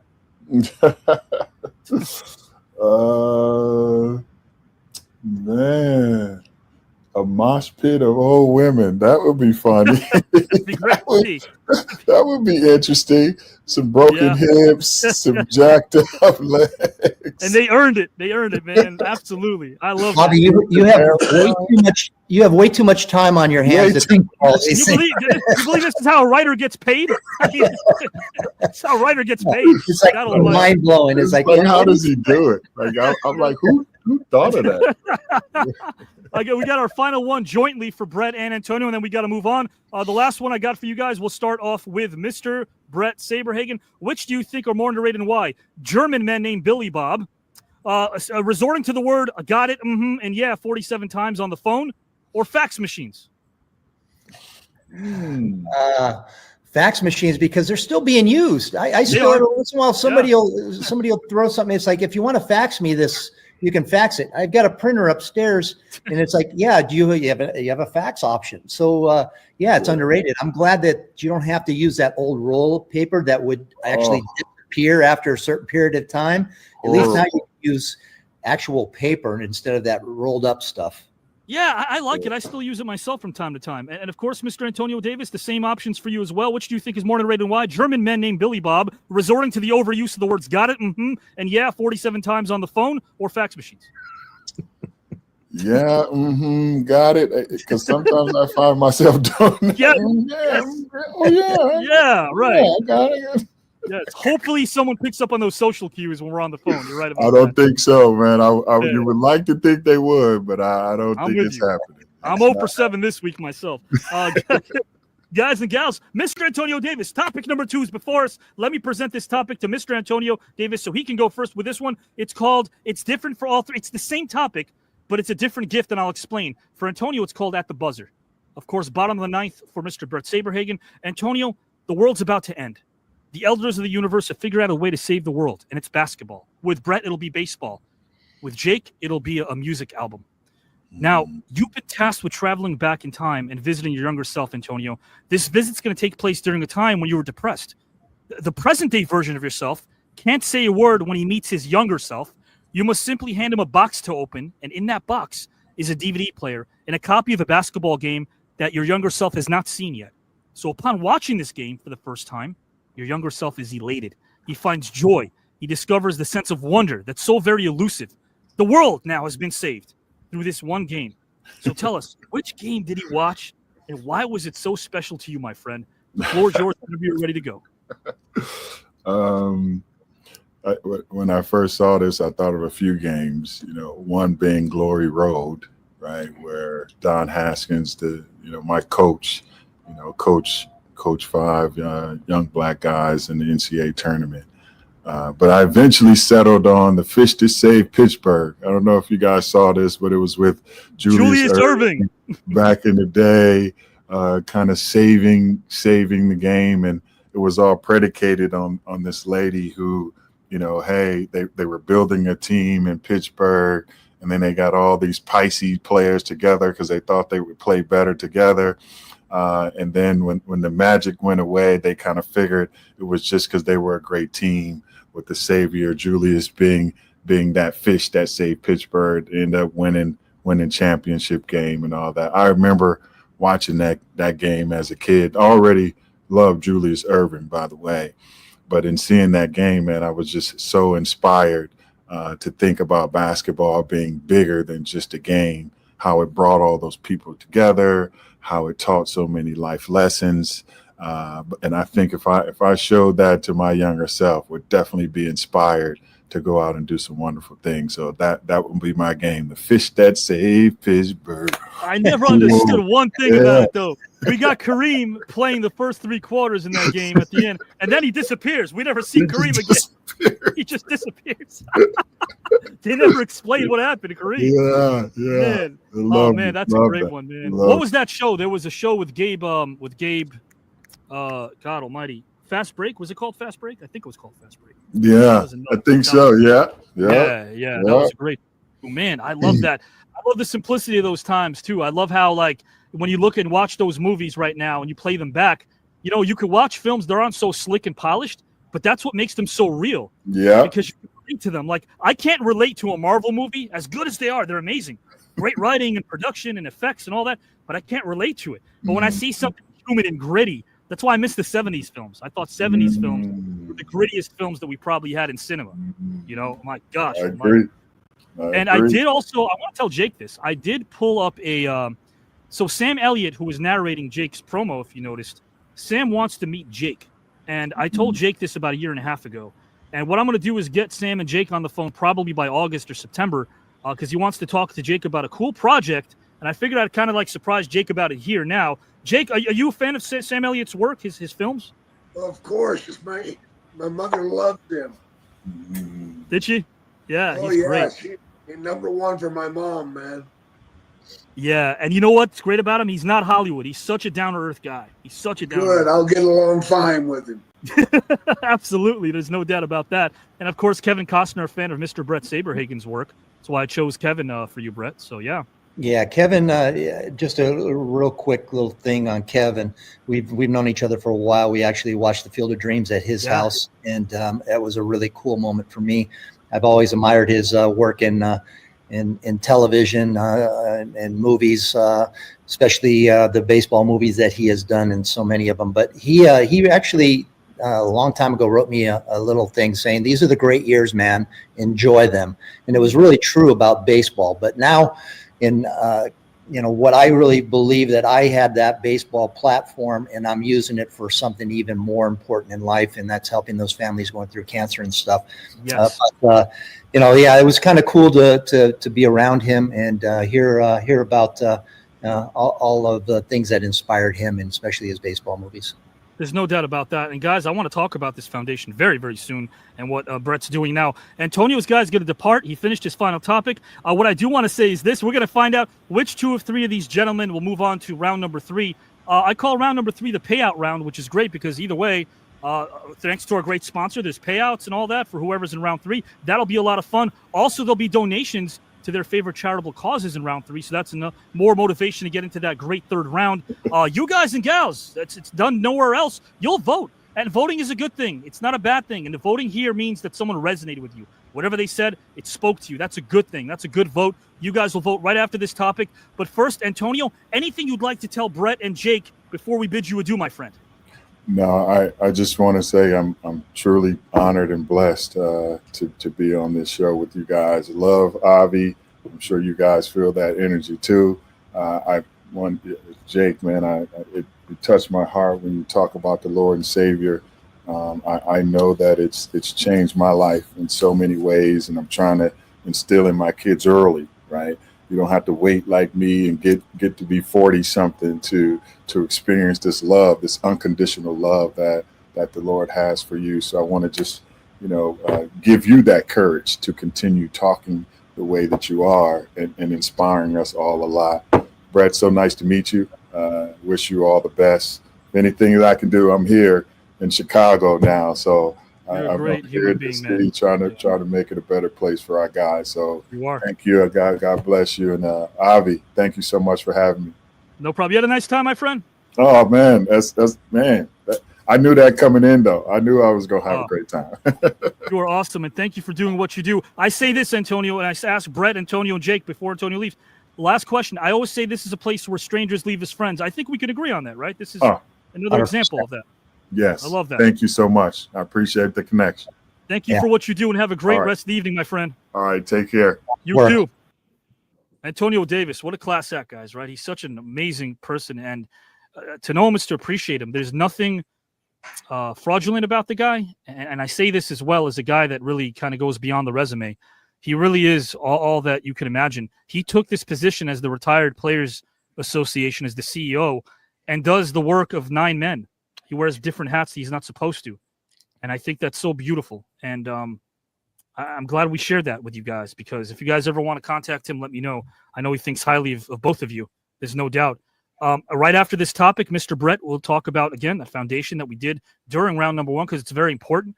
And it's also very important to Jake to have heard how he touched a fellow human being in Antonio Davis, and how speaking the word is something that should not be considered a blasphemous. It's quite the opposite, guys. If you have faith, hold on to it and share it with others, because look what it could do. Look, amen to that, my friend. Guys, Mr. Bret Saberhagen is next on deck, and then Mr. Jake Roberts. That's the same topic, but it's about baseball. So, my friend, I won't read the whole thing, but to our viewers, again, who maybe are just joining us right now, this is a topic that's for Bret Saberhagen and Antonio Davis and, of course, Mr. Jake Roberts. Essentially, the way this topic is going to work is you're going back in time. I'll give you the abbreviated version, and you're going to take with you a box that has a DVD player of a baseball game that your younger self hasn't seen yet. Your younger self is a bit depressed, and you think that by watching this game, it might cheer him up, and it could even save the world in this fictitious scenario. Which game would you show your younger self, and why, my friend? The floor is yours whenever you're ready to go, good sir. Thanks, Avi. So I'm going to kind of give you the lowdown of my high school time. So I came up, and there was was my best friend growing up. He was a senior in high school. I was a sophomore, and they were coming out. The scouts were coming out to see him play on a regular basis. Well, that sophomore year, I happened to have a really good year on the mound and also swinging the bat. So I was recognized in my sophomore year. So the scouts were coming out my junior year, and then they were coming out my senior year. But going into my senior year for baseball, we ended up winning the city championship in basketball that year. And the basketball season took a little longer, and it kind of went into the baseball season. So I wasn't as prepared coming into my senior year for baseball, which I came out to impress the scouts. So I was throwing the ball too hard too soon, and my arm wasn't ready for it. I ended up developing some tendonitis in my shoulder. When I was able to pitch after a few weeks, the scouts came back out, and they noticed that I wasn't throwing the ball the way I was. So I was in the high 80s at that time. And then when I came back from my injury, I wasn't even breaking 80 miles an hour. They all disappeared. They all went away. There was one guy that kept coming around, Guy Hansen. Fast forward, we go to the playoffs. Before the playoffs started, I was drafted by the Royals in the 19th round. And I truly believe that if I didn't have that injury to start off my senior year, I probably would have been a higher pick, probably the top 5 rounds. So my senior year, I was very dejected, and being drafted in the 19th round was very hard for me. And so what I would have sent, and it wouldn't have been a DVD player. Back in those days, it was a VHS tape. So I would have put in the VHS tape into a box for my younger self to watch the 1985 Game 7 World Series that I pitched in. and shown that there is hope and there is some things that are going to be some amazing feats that I was going to achieve in the baseball world. So, yeah, the VHS tape would have shown the 1985 championship game, Game 7, against the St. Louis Cardinals. That's incredible. We're approaching 40 years of that awesome anniversary. Yes. You did what so many of us dream of. And again, you did it through so much perseverance, overcoming injuries, being such a multi-sport athlete as well, and dedicating yourself to this sport. It gave a lot of people hope that I think assumed that they have to choose one path and only one path. No, they did it. And again, even after injury, you came out stronger in many ways. Reading your story about how you did so really did speak to me. And again, I want our viewers to do their homework and do their due diligence, because your story of getting that MVP, or I should say earning that MVP, goes way beyond the numbers. It goes way beyond the statistics. I think, if I'm not mistaken as well, if I'm just bringing some of this stuff up here, you know, when you had 3 shoulder surgeries, and I think when I think of that for a pitcher, like a lot of hits came from pitching a lot of innings at an early age, because you were, at 21 years old and 85, you accumulated like something like 260 plus innings at that point, Bret. Yeah, a lot of innings at an early age. And again, that's the way the game was played back then. We didn't know any different. Nowadays, they protect some of the younger players, not letting them throw as many innings, as many pitches. And that's, yeah. But, Avi, you look back and I wouldn't have changed a thing. I was very fortunate to have played at the highest level for more than a day. I was hoping to get that, put on that major league uniform, and I achieved that and even more. So I feel very blessed. If something would have happened, and one of those surgeries would have happened before my career and never got a chance to experience that, probably wouldn't be doing what I'm doing now. I probably wouldn't have met my wife, who has been so supportive of me. So there's as Jake would say, God has been good to me. He has put me in places to help others and to shed light and hope and give back. So I feel very blessed. Yeah, you're a very warm and powerful speaker, which are two things that are rare. The warmth and the power combined together when you speak. I think a lot of people would attest to that. Thank you again. Yeah, absolutely, for your truth. And Mr. Jake Roberts, guys, we're going to wrap this thing up right now with Mr. Jake Roberts' topic. Then we'll talk about SabesWings. Can't wait. Mr. Jake Roberts has the same topic for those who are watching and listening, but we're going to be talking about a record player as well. The world's about to end in this scenario. The elders of the universe figured out a way to save the world through music. And you've been tasked, Mr. Roberts, with traveling back in time and visiting your younger self, any age you want. The visit takes place during a time when your younger self was depressed. The present-day version of yourself is not going to say a word when he meets his younger self. He'll simply hand him a box to open. And in that box could be a record player, could be a music album that your younger self hasn't heard yet. Upon listening to this album for the first time, your younger self is elated. He finds himself joy, and he finds himself being able to share this wonder with people. And it's through that wonder and joy that the world is saved. So, Mr. Roberts, which album would you select and why to show your younger self, or to have him listen to, and why? Whenever you're ready to go, the floor is yours, good sir. Well, it's real simple. Just read it across here. Pink Floyd, The Wall. That album meant so much to me. I was in Japan when it came out, wrestling. And my wife at the time was pregnant with twins. And she started to have those babies 2 months early. I couldn't get back home because an emperor had died and there were no flights back. I even went to the American consulate to see if they would get me back. And they said, after one of them dies, they'll get me back. That's not what you want to hear. But I listened to it. I bought that album in Japan and I listened to it, and it absolutely kept me sane because I was ready to snap. I was ready to just roll over and just go, man, because I was being tormented, but it was rough. So that album means the world to me. And there's one song especially called Comfortably Numb that really hits the note for me. Hello, hello. Is there anybody listening? In there. Yeah, in there. Oh my gosh. I get goosebumps thinking about that. Yep. The lyrics are incredible. Wow. Yep. And question for you, Mr. Roberts, do you think that the youth of today, or maybe specifically you when you were younger, do you think that's a song that they can absorb? It has a different meaning as we get older. That's what's so genius about it, right? Yeah, it does, man. Yeah, I think they do, man. I pray that they do. You know, I mean, it means so much to me, and it brings a calmness over me. You know, and it gives me strength just to listen to it. Makes me stronger. So, Man, hopefully yeah, doing this with others. it's a great selection. I think like that song ages like fine wine the way we're supposed to, because it grows inside of us and becomes as wise as we're supposed to be over the years. Man, I probably have had like 5 different connotations associated with that song over the years. That's how you can interpret it differently as you get older. It's amazing that you picked that. Wow. Man, thanks so much, man, for sharing your heart with us and your wisdom, Jake. I really appreciate you. Did you have a nice time, Jake? Yeah, I did. I'm just trying to get.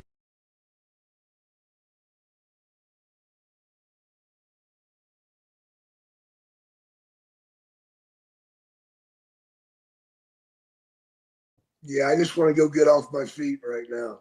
Absolutely, my friend. Guys and gals and pals, Mr. Jake Roberts. Jake, anything you'd like to tell Bret? Bret, anything you'd like to tell Jake?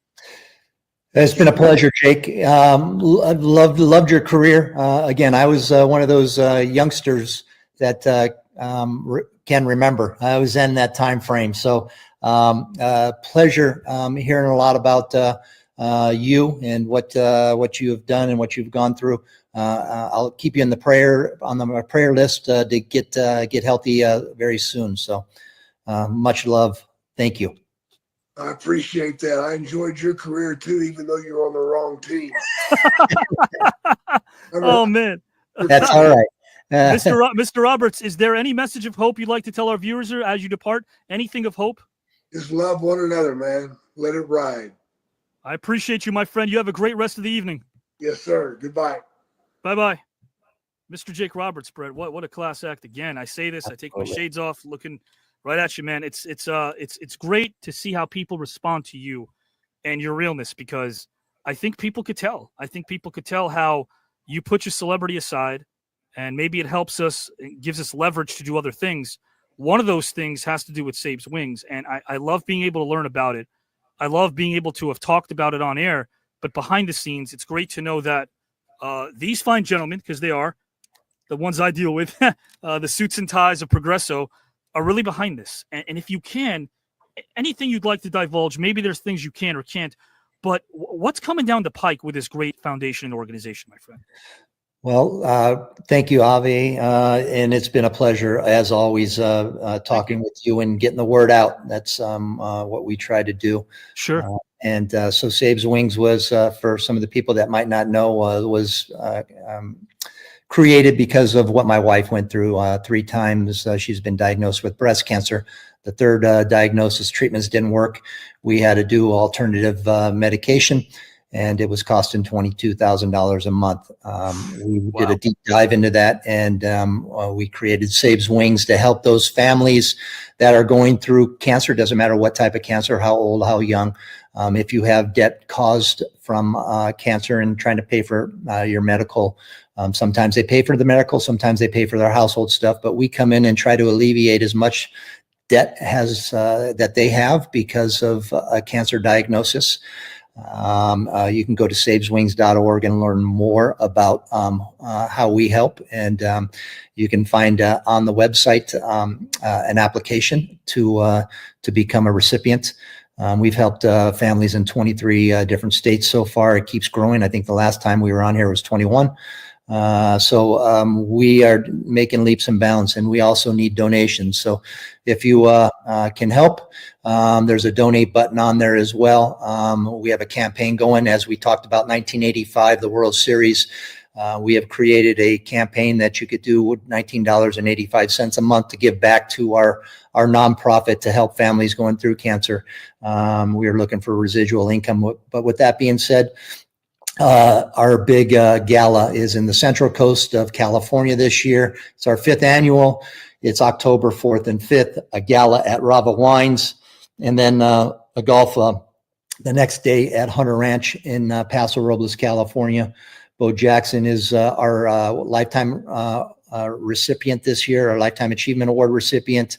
His mom passed away of cancer as he was trying to make his comeback from baseball from his hip replacement. So he will be there as well. Chili Davis, Mike Timlin, Sean Berry, a bunch of good friends will be there supporting us. Mark Rippon from the football world. Sure. We're trying to change lives. Who's also a TKN celebrity tournament participant. Love that. Yes, that's what we like to hear. So that's what we've got going on in October. Go to our website, SabesWings.org, to learn more about us and what we're doing and who we're helping. And please join us in Central Coast this year. As Bret mentioned, guys, you're going to be there as well. So thank you for being a part of that and doing some podcasts for us out on the red carpet and stuff. Oh, it's an honor to be there, Bret, without question. And I want everyone to get involved, as Bret brought up, the donate button. Guys, no matter where you are on this fine website, there's the donate button right there. And if you click on it, again, this is such a great pledge that you can make, because by donating $19.85, you can cover, that's $19.85, you can cover a patient's utility expenses for a month each year. Think about that. And I do like the $19.85. That's inspired by, of course, the '85 MVP World Series performance. Man, oh man, guys, I remember sitting back and watching the game as a kid myself, being able to pledge for something that means so much to so many. Getting involved gives you an idea of how you can do that as well. Reminding you again that this is a non-profit organization, guys and gals. There are some memory donations. There's matching gifts. There's monthly giving. There's so much here that you can do to get involved. So as I'm streaming this, as you guys know, I'll be streaming this as well on other broadcasts that Bret is not on. We're going to continue doing this weekly, my friend. There's no doubt. I really appreciate it. I feel like I've been blessed by God to have been put on this planet to throw a baseball, but more importantly, to have that platform to get the word out that there is help for families that are struggling. You save for a lot of things throughout life. You save for a house, you save for a car, you save for education, you save for a trip. You don't save for cancer, and it depletes your savings, and then you start mortgaging your house to try to keep a loved one alive.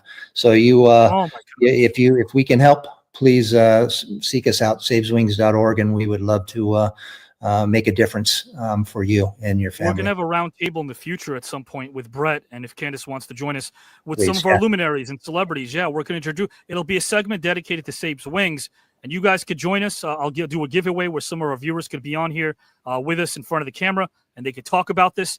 And guys, if you want to talk about something as well, how about this? If you want to get behind this, why not? But what you don't want to do is get in front or behind a Bret Saberhagen pitch. If you don't believe me, guys, a picture's worth 1,000 words, but a video is worth 1,000,000. Check this out right here.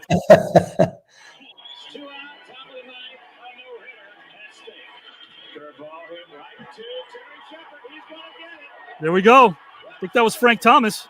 Frank Thomas with a breaking ball for the last out of my no-hitter in 1991. Yes, he actually after that game, I broke his bat on that particular pitch. Right.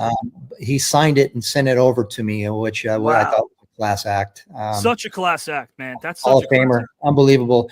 You know what? For a big, strong guy that hit the ball for power, he was also an amazing average guy too. He knew the strike zone like nobody's business.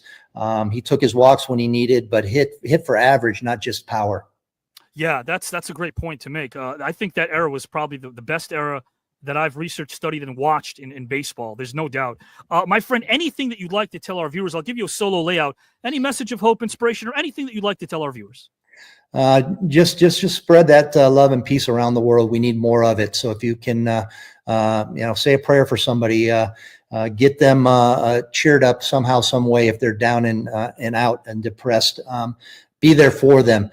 Sometimes all that you need to do is just to basically say, hey, I'm here for you. If you'd like to talk, be there for whoever is struggling in life, and make a difference. Go out and be that person to make a difference. So well said, my friend. You had a nice time tonight? Always. I wish I could be on more episodes. So hopefully the viewers out there will put me into the next round, and we can have some more time together and talk about some amazing things. Without question, my friend. Thank you for your time. I'm going to see you tomorrow. And again, thanks for what you do. Appreciate it. Thanks, Avi. Appreciate you. I appreciate Bret, guys. Again, I gush over everyone who's here because they stand for something. Bret and Candace stand for something that I'm educating myself on. I'm not going to lie and say I know everything about it. I don't. But I'm learning about it. I go to that website. I went on it yesterday. I went on it today. And every time I read it, it reminds me that we could do so much with so little. Again, guys, if you make that donation, you make that pledge, 1985. It's got a nice sound to it as well. I like that. But 1985, it's under $20. And think about how long ago. I want to read this to you guys again. If you're listening to this, let me read this out loud. Again, if you guys make a donation of 1985, that's a little bit under $20, that could cover a patient's utility expenses for a month each year. That's incredible. And you may know somebody, or you may know someone who you don't know is going through some of these same issues right now. You can make a difference. So please do, guys and gals. Again, here's the website. Let me pull it up on screen. It's very important that I do so. This is SabesWings, and it's a beautiful website. You look at the 1985 campaign. I didn't click that earlier, but I will now. Again, look at that amazing form from this gentleman. No one should have to choose between cancer treatment and basic living expenses. If that doesn't speak to you, I don't know what will. Inspired by Bret Saberhagen's legendary MVP season in 85, we're introducing the 1985 campaign, a monthly giving movement. For just $19.85 a month, each donor helps cover a cancer patient's utility bills for one critical month each year. And, keeping families warm, the lights on, and hope alive. As you can see, Candace and Bret, they're right there, guys. They're out in the field. They're with the masses. They're shaking hands and meeting people and hearing their stories and illustrating their stories of all ages. So help them help others. I think that's the best way to put it. Help them help others, because you certainly can. Guys, this was the TKN Celebrity Tournament. Of course, we love what we do. I love what I do. I love all of you. I'm going to let my hair down literally now, if you guys don't mind. I think I should. It's for all the ladies out there who like to see Avi bear it all. It's a family show, so easy when I say bear it all. But guys, thanks so much. I want you to vote, and please vote knowing that your vote matters. 2 out of 3 of these fine gentlemen, when I say fine gentlemen, I mean men who stand for something, humans who stand for something. 2 out of 3 of them will move on to round number 3. That's important. You could see how much everybody wants to win this thing because of what it represents. There's grease. There's some money for whoever wins. But what it represents is absolutely mind-boggling. It represents the best of humanity. So please be the very best you can be, guys. Not just here in social media, but out there in the real world. Sometimes I struggle with what once was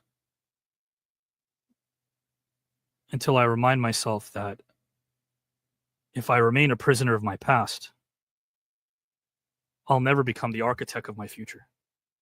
Let's build towards the future. For Jake Roberts, Bret Saberhagen, and Antonio Davis, I'm Avi Klein. Let's bring in our judges. And you guys right now in the comment section can vote. And don't go anywhere, because you're going to find out very soon. When you see the TKN hosts before you, you're going to find out what next week's show is all about.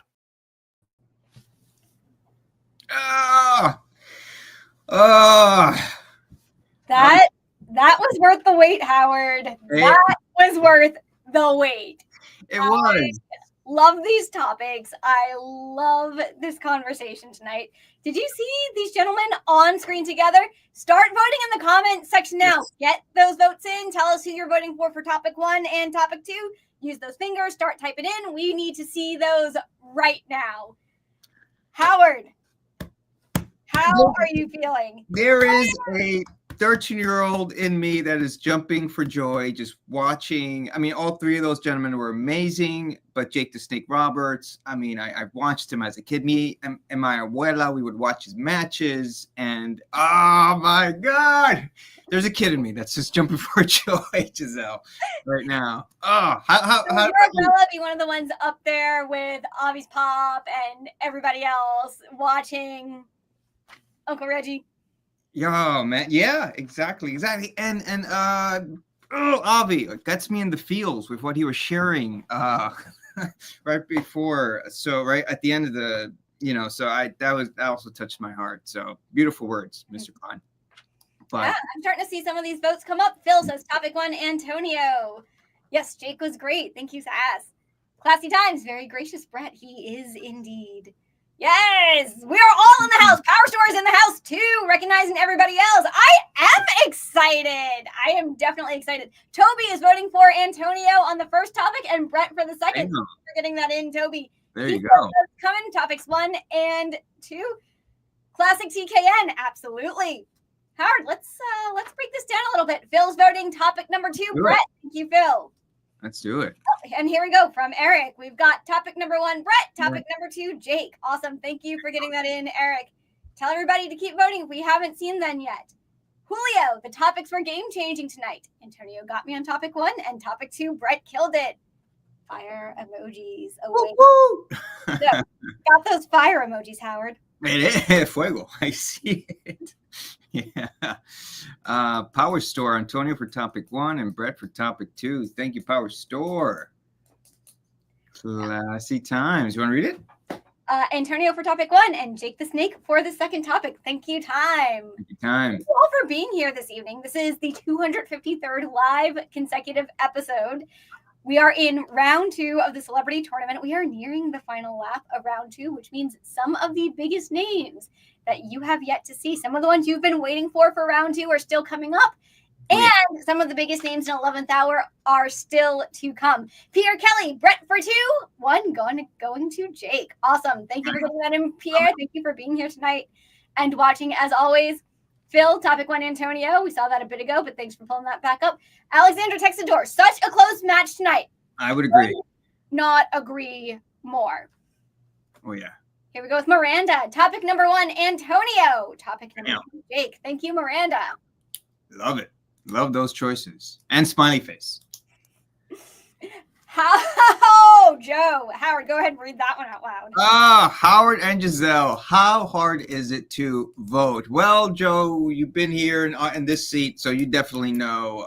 We saw 3 gentlemen open up their hearts, minds, and souls tonight. How in the world do you vote for that? We have to, we do. But really quick, we want to thank Progresso for all they do for the show and believing in us and everything that we've been doing. And yeah, so thank you guys. Yeah, absolutely. It is difficult to vote. It has not gotten easier week after week. Hey, whoop whoop, we've got the soup.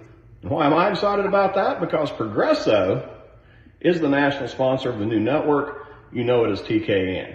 And man, there's nothing like a hearty can of soup, no matter what time of year. This is one of my favorites from the Vegetable Classics line, Creamy Mushroom. Progresso literally has dozens of flavors. There is something for everybody. In the history of soup, which we love history here at TKN, it's been around for about 8,000 years. So it's a food that's had time to be perfected. But Progresso takes it one step further. They combine convenience, nutrition, and flavor in one handy package. So next time you're getting your groceries, whether they're delivered or you pick them up at the store, whoop whoop, get you some Progresso soup. Hire that man for a commercial. Thank you, Kelly. That is awesome. Thank you, Progresso, for sponsoring us, for being here week after week, believing in the content and what we have here. Progresso is great. Tomato soup is Power Store's fave. Yes. Howard, do you have a favorite soup? Chicken noodle. Chicken noodle. Classic. Yeah. Classic. Allison votes Antonio for topic 1 and Jake for topic 2. Allison, let us know what your favorite soup is in the comments too. While y'all are voting, yes, that was an awesome Progresso soup video. New England clam chowder is king by Julio Negron. Wow. I agree. Good stuff. It is good stuff. It is definitely good stuff. Lester is shouting out Kelly. Howdy, Kelly the Beast White. Kelly J. The J is not silent white. Kelly, the King of the Black Box White. Thank you, Lester.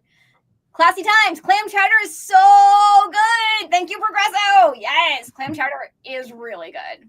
I like a lot of chowders and bisques. So, Progresso, again, thank you for believing in us, for giving us the space to provide this show week after week. It's amazing. We have amazing people like WWE Hall of Famer Jake the Snake Roberts. We have amazing people like... Who else, Howard? Oh, God. We have amazing people like Jesse Ventura, Mark Henry. NBA great Antonio Davis. Antonio Davis. Yes. And Hall of Famer Bret Saberhagen. And WWE Hall of Famer Jake the Snake Roberts. And they all competed tonight. Yes, and it is just about time to find out the results. Are you ready, Howard? You ready? Let's do it ahora, coño. What do you think's gonna happen? I don't know. I've seen a lot from all three in the comments. What these three gentlemen were able to do tonight, obviously amazing topics where they were able to go and explore. It was unbelievable to watch it. So I can only imagine what the outcome is going to be. It's, let's hit our votes. Do you wanna go first, Zoe? I don't know if I am ready for that because there is a lot here that I would love to go over. First topic was incredible. Yeah. And some of the people brought up Antonio Davis mentioning Madam CJ Walker and going into her history. Yes. Love. She's fantastic. If you don't know about her, you definitely have to. Brilliant. And then Bret Saberhagen's choices, and Frank, Leonardo da Vinci, and Hitler. And I really think they took the spirit of this and gave people the qualities that they wanted them to have or have more of. And then even Jake the Snake's choices, Lincoln, Trump, and God. We have a lot of Jesus mentions on here, but God. But the way they explain them all were just so incredible. And for this first topic, I'm going with Mr. Saberhagen because he really gave the whys for that. Especially he went back and summed everything up and really explained why he chose Anne Frank, Leonardo da Vinci, and Hitler. Especially, I liked what he said for Hitler. It would be a defiant act of hope to give him tolerant. So, that was there was some really brilliant reasons there. And then topic 2, how can you judge something so personal? And that's what we try to do here each and every week. And the fact that Antonio Davis had a basketball game and Bret Saberhagen had a baseball game and Jake the Snake had a musical album. Oh, whew. So hard to choose. But I am... This one's really tough between Antonio Davis and Jake the Snake for topic 2. Gonna give you a drum. I am going with Mr. Davis on this one. Okay, all right. Great choice. Right.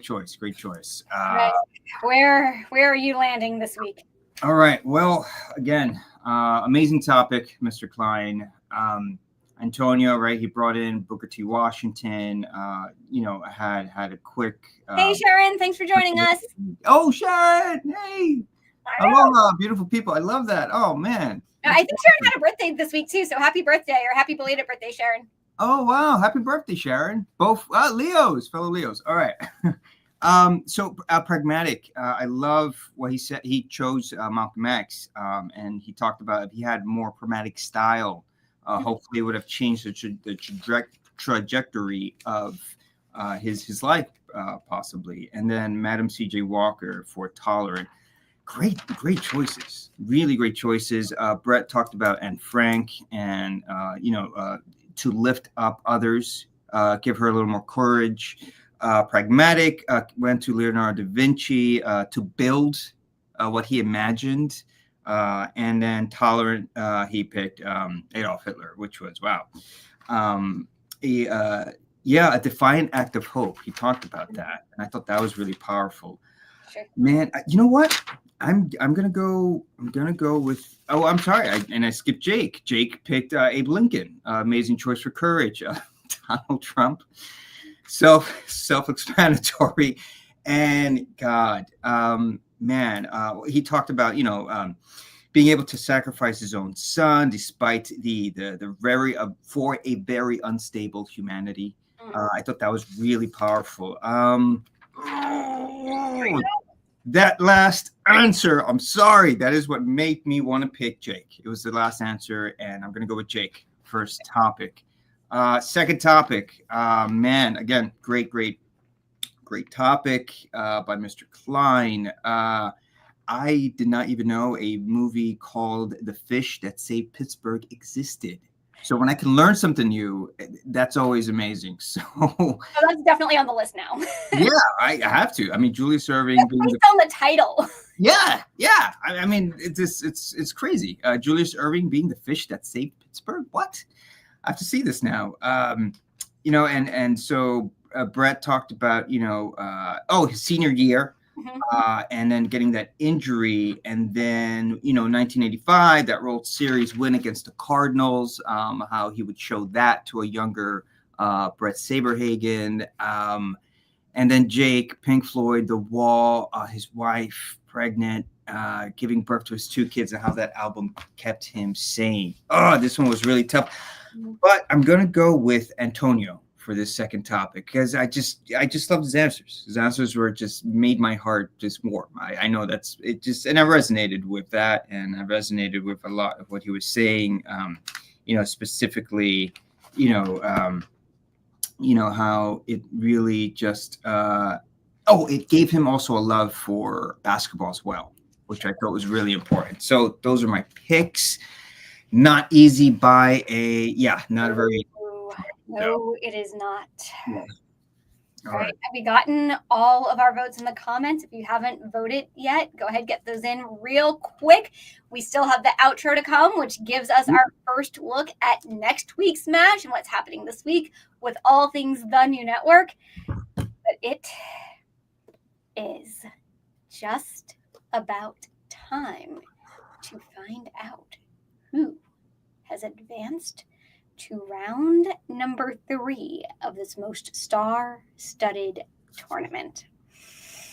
Who could that possibly be? I don't know. Are you ready to find out, Howard? Oh, I'm ready. Drum roll. Let's go. No! I kind of hate this part sometimes. The anticipation kills me because I really want to know. I want to know who's moving on. I want to see all of them again. So losing one is incredibly difficult. I hate it so much. But we are always treated to this amazing conversation week after week. So based on this week's conversations that we had, the first competitor advancing to round number 3 of the celebrity tournament, this most star-studded affair, is one Baseball Hall of Famer Bret Saberhagen! Oh, yeah! Woohoo! Congratulations, Bret Saberhagen! Ow! Well done. We are so proud of you, Mr. Saberhagen, and this means your wish is granted and fulfilled. You will be on more episodes. We can't wait to have you back and see you again. Yay, Bret, says Pierre Kelly. Now, ladies and gentlemen, the second competitor who advanced to round number 3, drum roll, who could it be, is NBA legend Antonio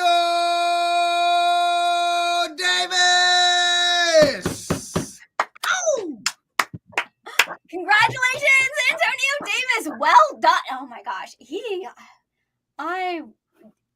Very gracious, very respectful. Yeah. Very, very humble.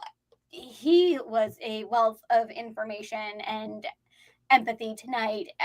He's everything you want in a person rolled into one. So glad we are seeing more of him in this competition, in this tournament. He definitely needs. Oh, so happy! Yay! Yay! Says Sharon. Woohoo! Says Allison. Yes, I am right there with you all. Absolutely.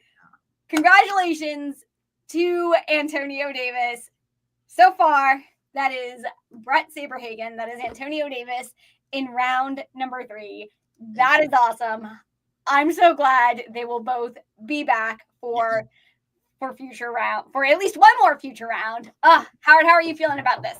I love it. I mean, to add to what you were saying about Antonio, I love the service he does for retired players. I love the service he provides for just the youth and being able to be there and be a mentor, be an example of not only what a man should be, but what a good human being should be, to be able to care and to listen.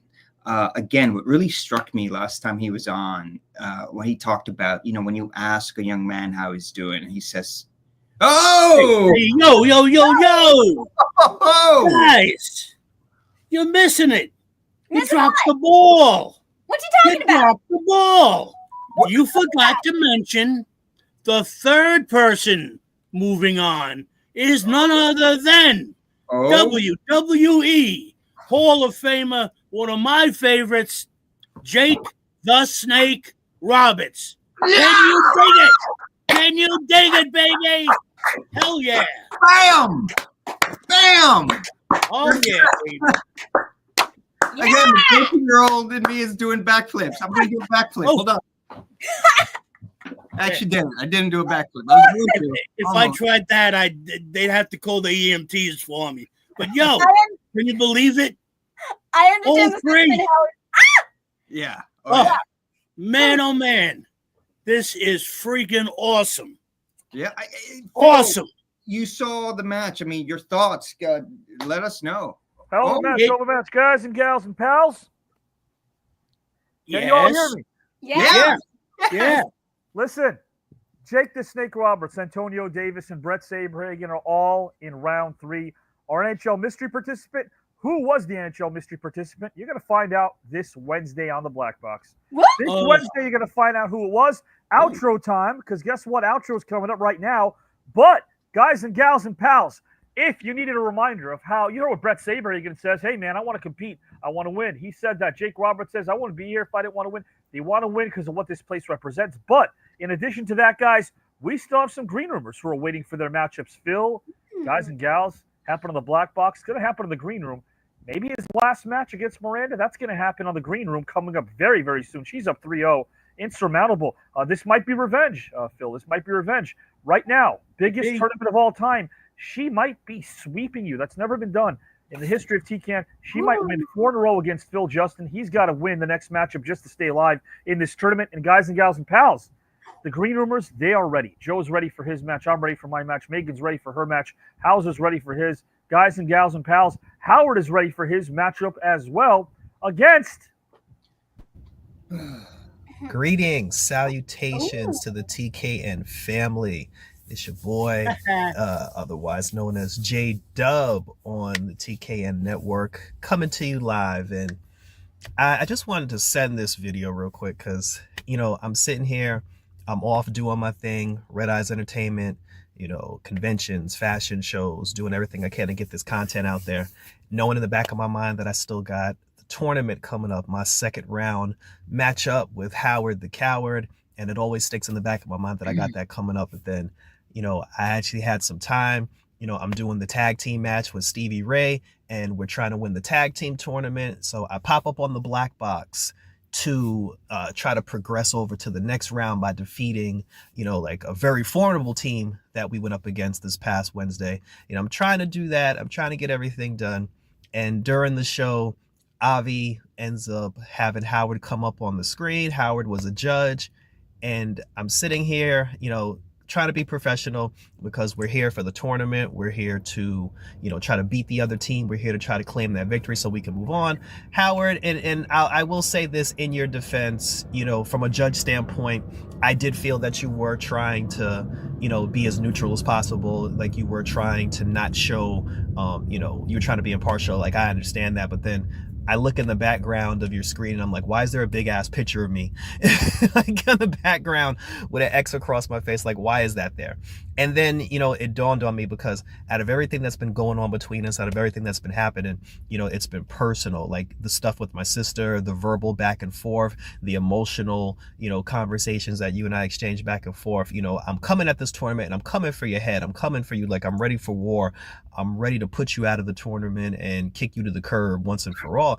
I'm ready to do that. But then after Wednesday and after seeing my picture like on your background and then with the X on the face and everything, and then it hit me, and I thought about it the whole time. I was just like, wow, this guy's really obsessed.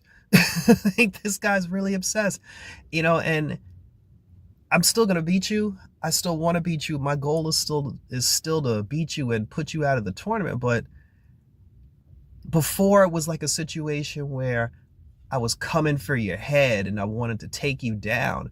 But now, after seeing how obsessed you are with me, after seeing how my face is plastered all over your room, how you think about me, how you're on my mind, even the situation with my sister, it's like how you think about me and how you keep me on your mind once and for all. At this point, I kind of feel sorry for you. And I'm at the point where when we have our second round celebrity tournament, I'm not going to take you out just to prove that I'm better than you. I got to take you out now because I got to put you out of your misery. I got to kill your obsession, like your obsession with me and your obsession with wanting to beat me and be better than me. It's taken you over. And the only way to fix you, the only way to cure you of this obsession is for the devil, is for the devil to come out himself and to, give you what you want. Like you want me to show up, I'm gonna show up, and I'm gonna show out, and I'm gonna put you down, and then I'm gonna send you packing back to your room where you can continue to hold more pictures of me on my wall. And these are gonna be pictures of me holding the TKN championship trophy when I get that trip to, overseas to Greece. So yeah, it's going down, ladies and gentlemen. So stay locked on the TKN network. Stay locked on Red Eyes Entertainment. Check me out. And then when it's the showdown, when it's time for me and Howard to put it down, when it's time for me and Howard to, finally settle this once and for all, it's gonna be an Old Yeller situation, ladies and gentlemen. So if you want to watch me put this old dog out of his misery, stay locked to the TKN network and watch me put it down and watch me do what I do, Red Eyes Entertainment style. I'll see y'all on the green room. I'll see y'all on the black box. Uh-huh. You're watching, Oh, ain't yeah. you? He's watching. It's great. Watch all you want. Because what's really interesting is, why couldn't we see your eyes? Huh? Why didn't you take the shades off? Huh? You know why? Because you can come here and look me right in the eye and talk to me like that. Tu habla puro mierda. Every time you open your mouth, you talk. You want to put me out of my misery? You put me out of my misery, I put you out of yours. Hey, maybe we cancel each other out, baby. Vamos a bailar. Let's dance. Yeah. Question is, guys and gals and pals, will it be the last dance for Howard Collado, JW, or per the stipulation, me? But guys and gals and pals, before we get to me and the other three that I'll be facing, we first have to get to next Saturday night. Phil, Howard, yours truly, Giselle, Miranda, we all are here on screen, and we are going to await next week's epic match as we are nearing the final lap of round number 2 of the celebrity tournament. So I could see the anticipation on all your faces. Let's find out not only who we have on tap next Saturday night for round 2 of the TKN Celebrity Tournament, but also this Wednesday on the Black Box.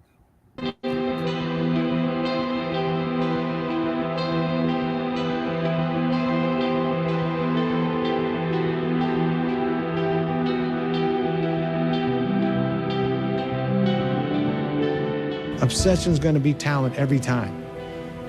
You got all the talent in the world, but are you obsessed? Is it all you ever think about?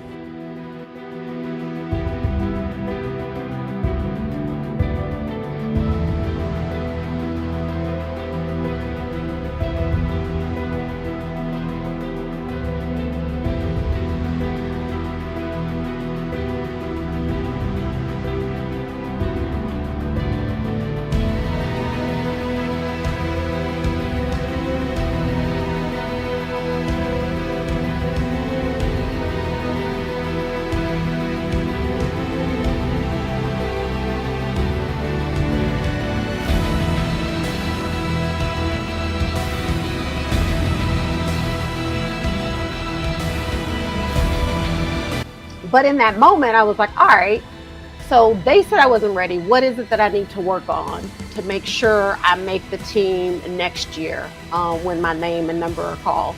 So I went back, honed in on some of my skills, worked on my game, because no one at that time said, here is what your role will be on this team. I thought my role would be just whatever I wanted it to be.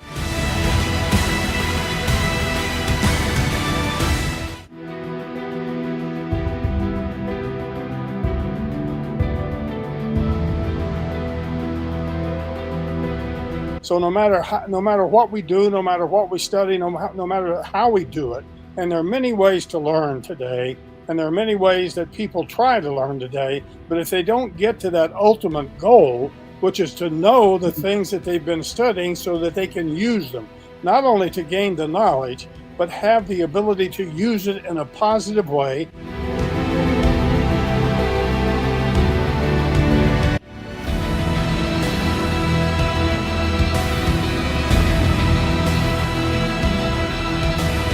That and think that if I could make someone else's life a little bit better by doing something for them, then I feel that I'm doing the right thing, that I did the right thing.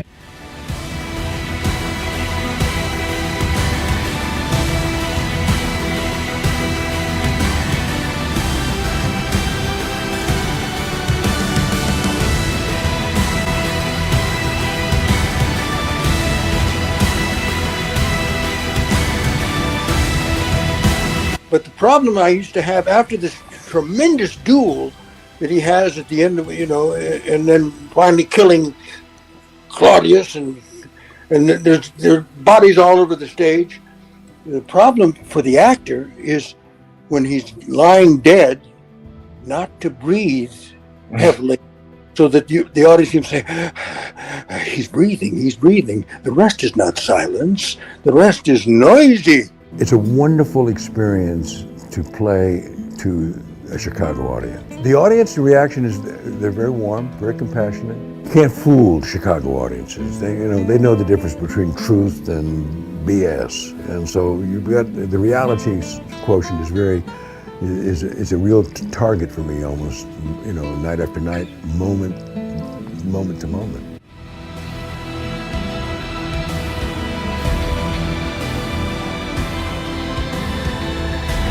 There's one guy that ever stood out in my mind that I really connect with. It was Dick Vermeil. He taught me how to be a pro, how to handle myself professionally, how to handle myself in the community, how to deal with my teammates, how to deal with the media. He taught me all those things.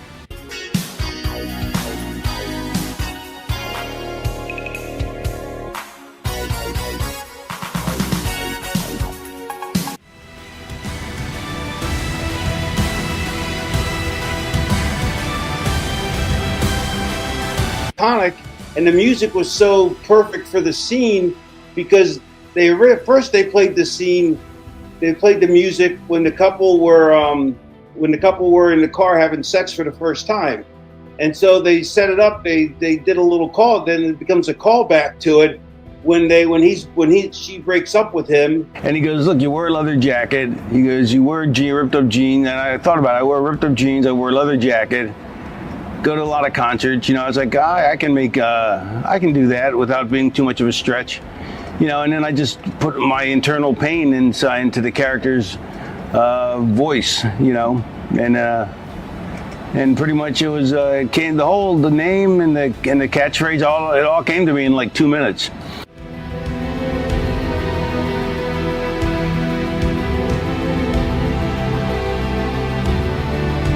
And it was very difficult growing up. My mom was an artist, and as an artist, you do tend to, as you're trying to become successful, especially as a single mother of two kids, it was difficult for all of us growing up, skirting the edges of poverty for much of my youth, which was a great education in some respects. Like as an actor, you don't really feel the character would actually do, a certain thing.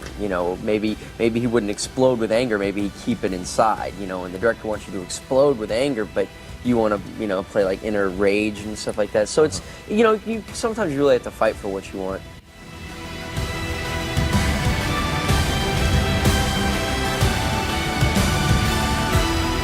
I'm not a soldier. I've never been in the army. I don't know what it takes when you see death, mayhem, and destruction all around you on a daily basis, and you got a job to do. But George S. Patton always got the job done. Maybe people agree with it, maybe people don't. But when you're talking about war, I don't think you can use the same discretions as you use as a principal discipline a child in school. The Dallas Cowboys were established in 1960. The most putrid, horrible team that was in the NFL before there was the Bad News Bears, there were the Dallas Cowboys. I had committed to pulling on that chain to break that lock. Jim Ellis was busy. He had so much shit going on, he forgot to take a hacksaw and kind of saw the master lock. So master lock, Mark Henry broke your shit. You could tell a WWE system versus anybody else. It's just different. Yeah, but I agree. You spot on with that Patriot system. And if you couldn't play in that system, you didn't play. You ever notice that? The guys that couldn't get it, you have to have a very high IQ.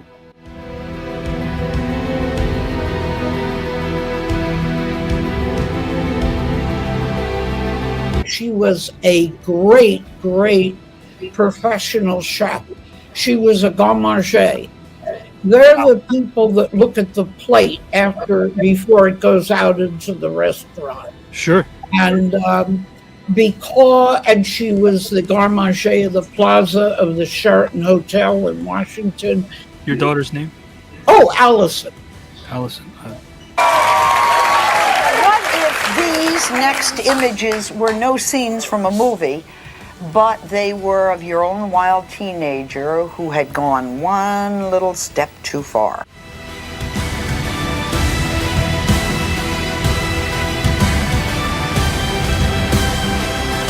And once he got a heartbeat away, and the Kennedys made the mistake of the old cliche, keep your enemies closer. Yes. They made a mistake there by keeping him closer, because I believe all the time Johnson was conniving of how I'm going to end up in the White House. Well, imagine having a job where you can totally ridicule your boss on national television. He pays you to do it and loves it.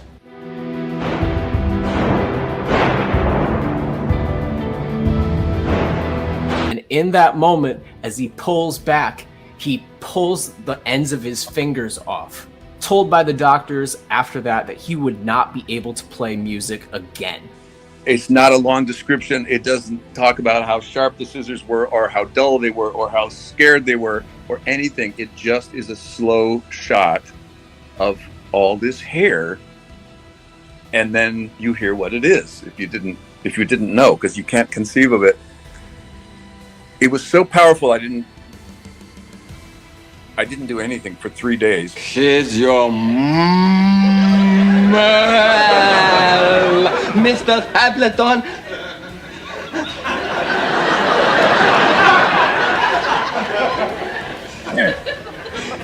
Better.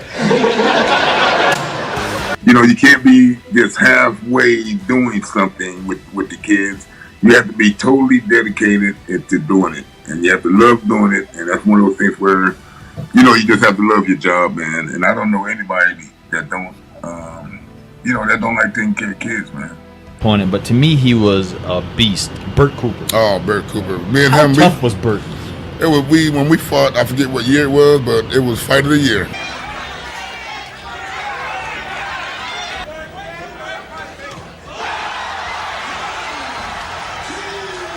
And of course, Vern wasn't there. And his partner, Wally Carble, said, "Hey, what's going on? How's your mom doing? What are you doing here?" I said, "Well, I got this new character, Sergeant Slaughter, and a Marine drill instructor.